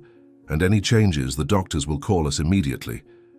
Lewis's luxury car seemed absurdly out of place on the narrow, dilapidated streets of the neighborhood where Penny lived. When they finally stopped in front of the old building, something was different. The front door was boarded up with wooden planks, and an official eviction notice was posted over them. "No," Penny whispered, her face losing all color. "Please, it can't be," she begged, completely panicked. "Calm down, little one," Lewis tried to soothe her, but she was already running to the entrance. The boards hadn't been properly nailed, leaving a gap just big enough for Penny to squeeze through. Lewis followed with more difficulty, his imposing stature struggling against the narrow passage. The building's interior was dark and silent, a brutal contrast to the life that once pulsed there. Climbing the stairs, they found more eviction notices plastered on the walls, all with the same date they arrived at the hospital. "All our stuff," Penny muttered, her hands shaking as she tried to open the apartment door. "How will I tell her?" the girl asked, crying. The millionaire tried to help her, but she was inconsolable. "Let me see that," Lewis asked, taking one of the notices to read it better. The apartment was exactly as they had left it in the rush to get Megan help. Dirty dishes in the sink, a half-finished cup of coffee, medicine scattered over the kitchen table. Penny ran to the room she shared with her mother, only to find more eviction notices on the unmade beds. Her sobs echoed through the empty walls as she let herself fall to the floor. "I tried so hard," she cried, clutching an empty pill bottle. "I tried selling candies, selling stuff at traffic lights. When I couldn't, I stole just enough for the medicine, but the rent, it was way too high," the girl said, crying. The girl continued crying, explaining between sobs how every penny she earned went straight to her mother's medicine. She showed Lewis a box hidden under the bed, filled with crumpled pharmacy receipts and bills. The businessman examined the papers with a lump in his throat, realizing how absurdly high the medication costs were for a family that could barely afford food. "How will I tell her?" Penny asked, hugging her knees. "She's already suffering so much." The millionaire tried in vain to console her, but he himself didn't know how to handle the situation, as he had many privileges. "You won't have to tell her now," Lewis responded firmly. "Let me take care of this." The shrill sound of Lewis's cell phone cut through the heavy air of the apartment. The hospital's number flashed on the screen, instantly quickening both their hearts. The voice of the specialist on the other end of the line sounded strangely urgent, but not alarmed. His words were carefully chosen, as if he himself didn't believe what he was saying. "I need you to come back immediately," the doctor requested. "Something has happened that, well, I need you to see it with your own eyes." The doctor finished. "Has she worsened?" Lewis asked, as he was already guiding Penny towards the exit. But the doctor gave him a vague answer, asking them to head to the hospital. The journey back to the hospital was tense, with Lewis driving faster than normal while Penny clung to the passenger seat. The girl had stopped crying, but her face still bore an expression of pure terror. The businessman tried to remain calm, but his hands gripped the steering wheel with unnecessary force. "Please don't let her die," Penny whispered repeatedly, like a prayer. "Please, not now," she prayed. The hospital parking lot never seemed so far from the main entrance. Penny practically jumped out of the car before it even came to a complete stop, her little legs running towards the ICU. Lewis caught up with her at the elevators, his heart pounding in his chest as he watched the floor numbers slowly rise. "Why didn't they just say what it was?" Penny asked, nervously tapping her foot. "Sometimes it's better to see in person," Lewis replied. But even he didn't believe his own words. The specialist was waiting for them at the ICU door, his face an unreadable mask of professionalism. Before they could ask any questions, he raised his hand for silence and motioned for them to follow. The hallway seemed longer than usual, each step echoing like a funereal drum on the white walls. "Prepare yourselves," was all the doctor said before opening the room door. "For what?" Lewis wanted to ask, but the words died in his throat when he saw what awaited them inside the room. The monitors maintained their steady rhythm, but something was different. The room seemed more illuminated, as if the very light had somehow changed. And there, on the bed that had once imprisoned a paralyzed body, Megan was sitting alone, her legs swinging slightly over the edge of the mattress, a weak but radiant smile on her face. "My love," she called softly, extending her arms towards Penny. "Stay there," Megan asked, a huge smile on her face. "How ki?" was all Lewis could say, as the specialist was already frantically flipping through his notes. With deliberately slow and careful movements, Megan placed her bare feet on the cold hospital floor. Her toes curled at the chilly touch, a sensation that just hours ago seemed impossible. The specialist instinctively stepped closer to help, but she raised a hand, silently asking him to let her try on her own. "Wait there, my love," Megan said, her voice choked. "I want to come to you on my own legs." Penny remained paralyzed at the door, her wide eyes fixed on her mother's every movement.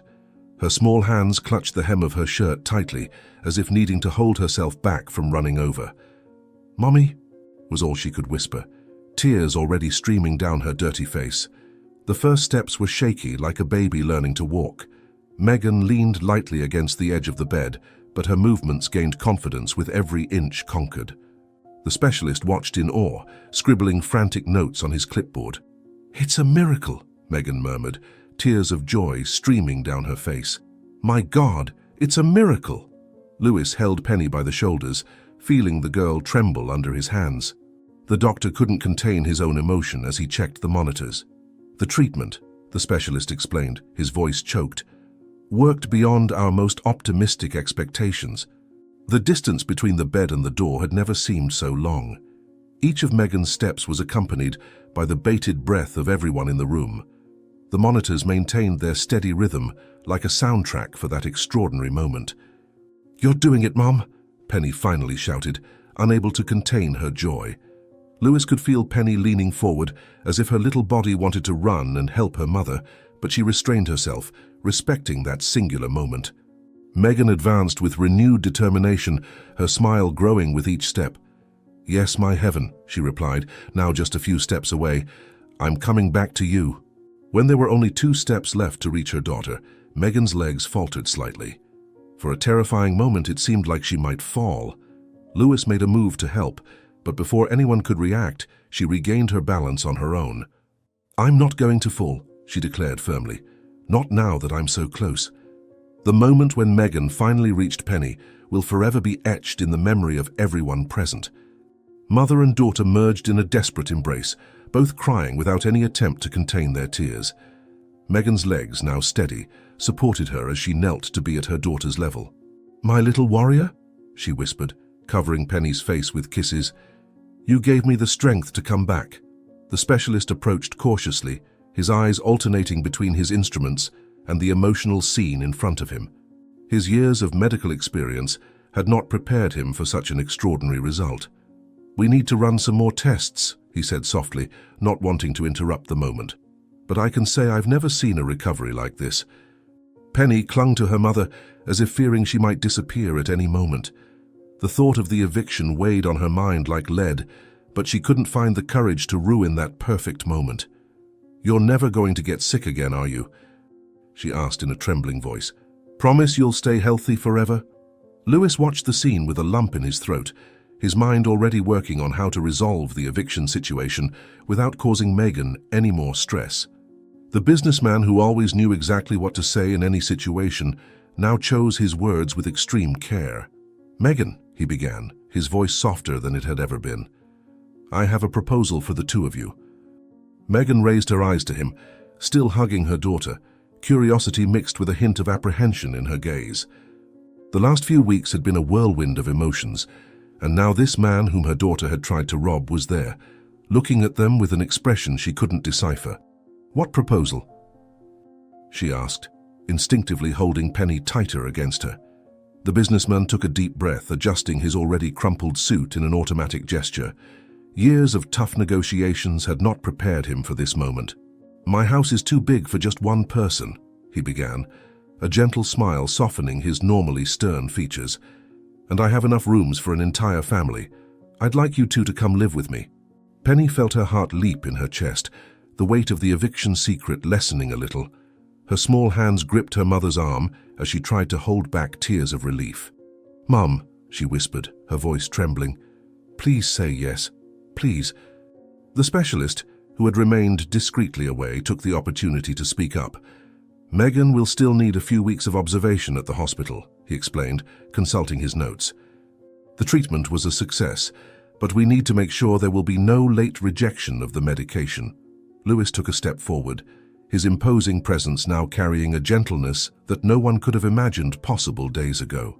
"Enough time for us to prepare everything," he said, looking directly at Megan. "A fresh start for all of us. What do you say?" Megan looked at her daughter, then at the hospital room, and finally at Lewis. Her legs, now miraculously healed, trembled slightly with the emotion of the moment. "Why are you doing this?" she asked, her voice low but firm. "Why would you help someone like us? Why go to that trouble?" The businessman smiled, a genuine smile that lit up his normally austere face. "Because your daughter taught me more about courage and love in a few days than I learned in my whole life," he replied, placing a hand on Penny's shoulder. "And because I promised myself I would take care of you two." Penny could no longer hold back her tears, but now they were tears of joy and relief. The eviction secret that had tormented her so much now seemed less frightening. "Mom," she said, her voice choked, "Mr. Lewis said he has a huge garden. You can plant your flowers there." Megan felt her own tears streaming down as she hugged her daughter again. Fate had charted a strange and painful path, but perhaps, just perhaps, it all had a greater purpose. "Are you sure?" she asked Lewis, still hardly believing the offer. "It's a huge responsibility," she said, and Lewis nodded. The specialist observed the scene with a discreet smile, making his final notes. "Well," he gently interrupted, "I think we found the best recovery therapy possible, a new family." The day of hospital discharge came with the softness of a spring morning. Megan, dressed in new clothes that Lewis had provided, walked through the hospital corridors with firm and confident steps. Penny skipped by her side, unable to contain her joy, while the businessman followed them with a discreet smile on his lips. The specialist was making his last recommendations, but his eyes shone with the pride of one who had witnessed a true miracle. "I'll never forget this case," the doctor said, shaking Megan's hand. "You redefined everything we knew about recovery." The luxury car now seemed different to Penny, no longer a symbol of the man she had tried to rob, but the vehicle that would take them to their new life. Lewis opened the door for mother and daughter with a gentleness that contrasted with his former stern demeanor. "Ready to meet your new home?" he asked, his eyes meeting Megan's in the rearview mirror. The mansion rose imposingly beyond the high iron gates, its elegant lines eliciting gasps of admiration from Penny. The garden, just as Lewis had promised, stretched out in all directions, its flowers dancing in the gentle afternoon breeze. Megan squeezed her daughter's hand, too emotional to speak, as she gazed at the place they would now call home. "It's like a real castle," Penny whispered, her wide eyes reflecting the grandeur of the building. The main entrance, with its marble floor and majestic staircase, made Megan hesitate for a moment. Lewis noticed her discomfort and gently touched her shoulder. "This house had been empty for so long," he said softly. "It needed life, family. It needed you."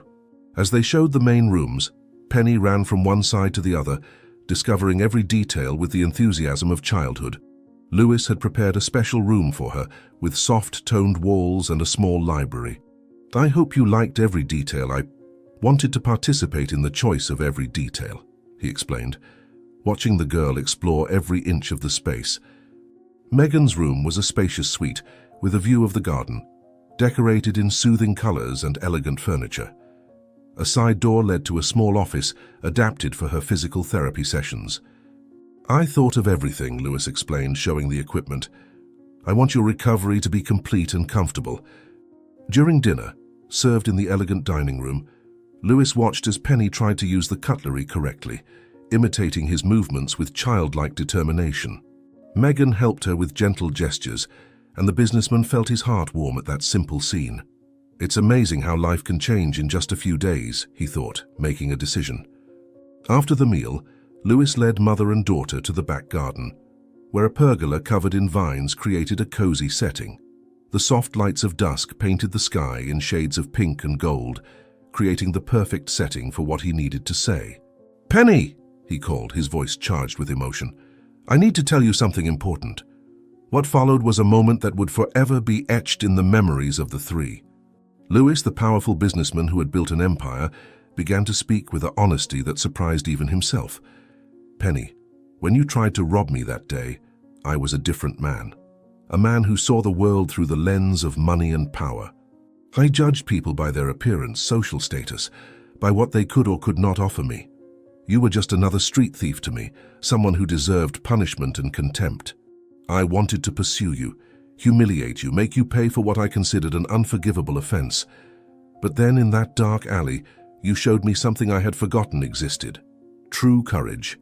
Not the courage that comes from power or money, but the one that is born from pure and unconditional love.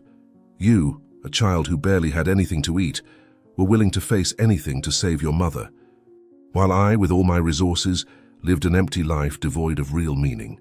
Your tears that day were not of fear of me, but of fear of losing the person you loved most in the world.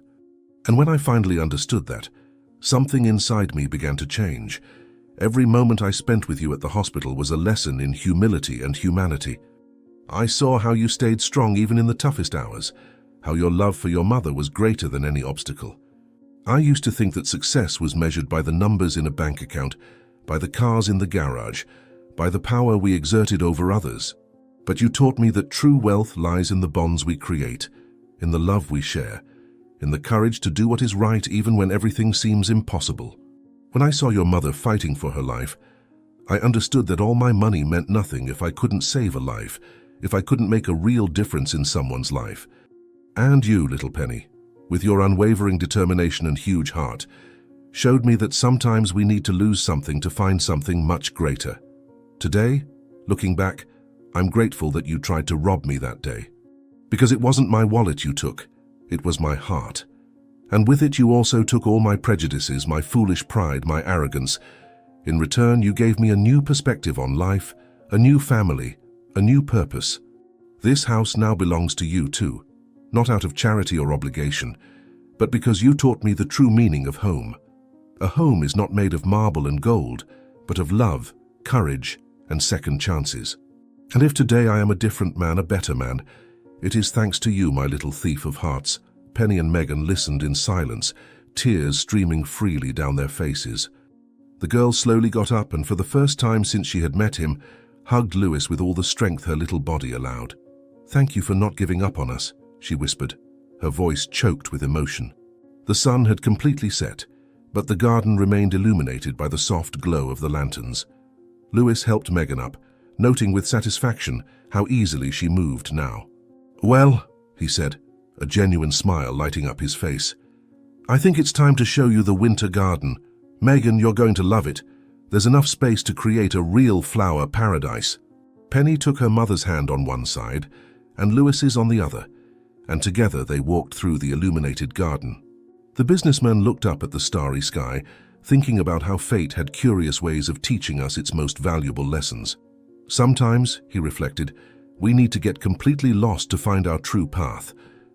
The sound of crickets and the scent of night blooms enveloped the three as they headed towards the winter garden. Megan watched her daughter, now safe and happy, and then Lewis, the man who had changed their lives in a way they could never have imagined. Life really is a box of surprises, she thought, affectionately squeezing the hand of her unlikely little family. "You know," Lewis said, stopping for a moment to admire the moon that was beginning to rise, "I think in the end it wasn't me who saved you. It was you who saved me." The days that followed Megan and Penny's return to Lewis's mansion were a mix of challenges and discoveries, but also precious moments that cemented a new phase in their lives. The house, once somber and silent, now pulsed with the energy of a family united by unexpected bonds. "Mom, look, I planted the first daisy seeds like we promised," exclaimed Penny, her tiny hands still dirty from the earth as she showed the newly refurbished flower bed. Megan smiled, feeling a wave of happiness and gratitude. Just a few days ago, she couldn't have imagined seeing her daughter so happy and carefree. "You're doing a great job, my flower. This garden is going to be the most beautiful we've ever seen." Lewis approached, watching the scene with a smile he didn't even recognize in his own reflection in the mansion's mirrors. "Penny, you have a talent for this. We'll soon need more space for all the flowers you're going to plant," he commented, his tone light but full of a tenderness few knew. "Do you really think so?" Penny asked, her eyes shining with excitement. "Because I already thought of planting sunflowers right there near the gate. I think it's a wonderful idea," Lewis replied, laughing. For the first time in a long time, he realized that this sound, so rare and forgotten, was a part of him. This place has never been so alive. During the afternoons, Megan and Penny spent hours exploring the nooks and crannies of the vast grounds, discovering small trails and hidden corners together that seemed to be waiting for them. One day they found a small lake with ducks swimming peacefully. "Mum, can we come back here every day, promise?" asked Penny, holding her mother's hand tightly. "I promise, my dear." "This will be our special place," said Megan, feeling her eyes well up with the peace that finally reigned in their lives. It didn't take long for Penny to bring new ideas to improve the house. "Mr. Lewis, can we make a swing tree? So Mom can push me like in the movies?"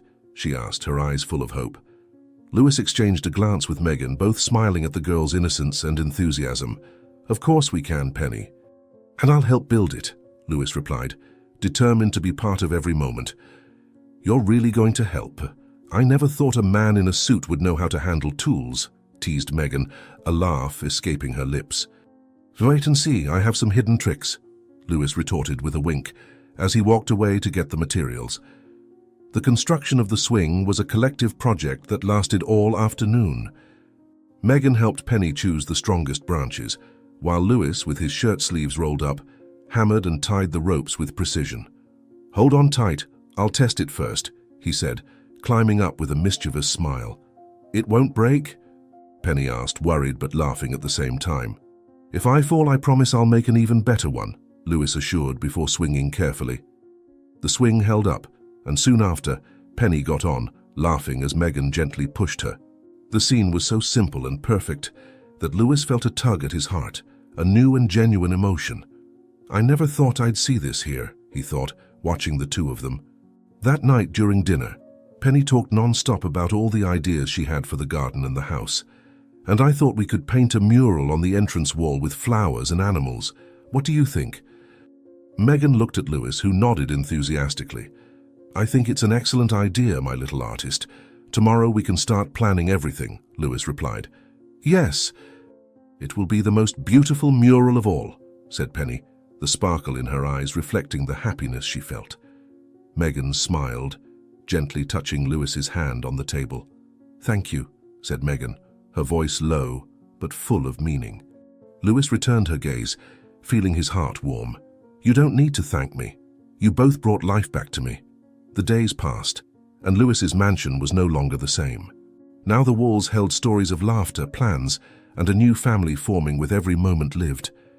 "This is just the beginning," thought Megan, looking at her daughter and Lewis, "and I couldn't be happier." Months passed since Megan and Penny moved into Lewis's mansion. Life regained its course, but this time with a renewed glow. Megan, now fully recovered, dedicated her time to social activities and community projects alongside Lewis and Penny. The memories of the dark days they faced served as an inspiration to help other people find hope and new beginnings. Megan started coordinating fundraising events and organizations to support underprivileged families. Her ability to connect with people and motivate them to get involved made each event a success. "You have no idea the difference you can make in someone's life," she said at every meeting, with a sincere smile and a determined look. Lewis also underwent a profound transformation. Alongside Penny, he started a charity project dedicated to helping street children and families in vulnerable situations.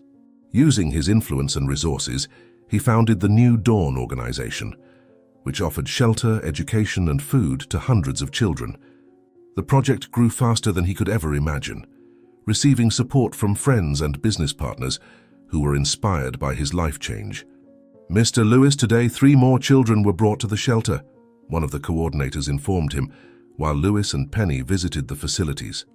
"Great work," Lewis replied, a gleam of satisfaction in his eyes. "Let's make sure each of them receives everything they need. Penny, do you want to help distribute the new books?" "Yes, I can't wait to see their smiles," said Penny, running to get the books with enthusiasm. She became a little leader within the project, helping with tasks and welcoming the new children with a warmth that reflected her own story.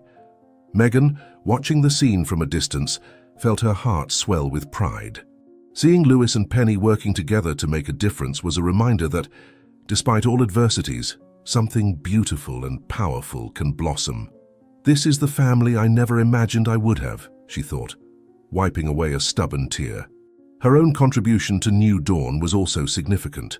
Megan organized support activities and guided the children with advice and affection, always with an encouraging word and a warm smile. The New Dawn project quickly gained notoriety in the city, attracting volunteers and donors. The facilities were expanded, and Megan got involved as the support initiatives coordinator, ensuring that each child received the attention and care they needed. "You can be anything you want," she said at one of the meetings with the children. "Just believe and work for it. I'm here to help each one of you get there." Lewis's routine also changed. He traded long meetings and business dinners for afternoons visiting shelters and community events.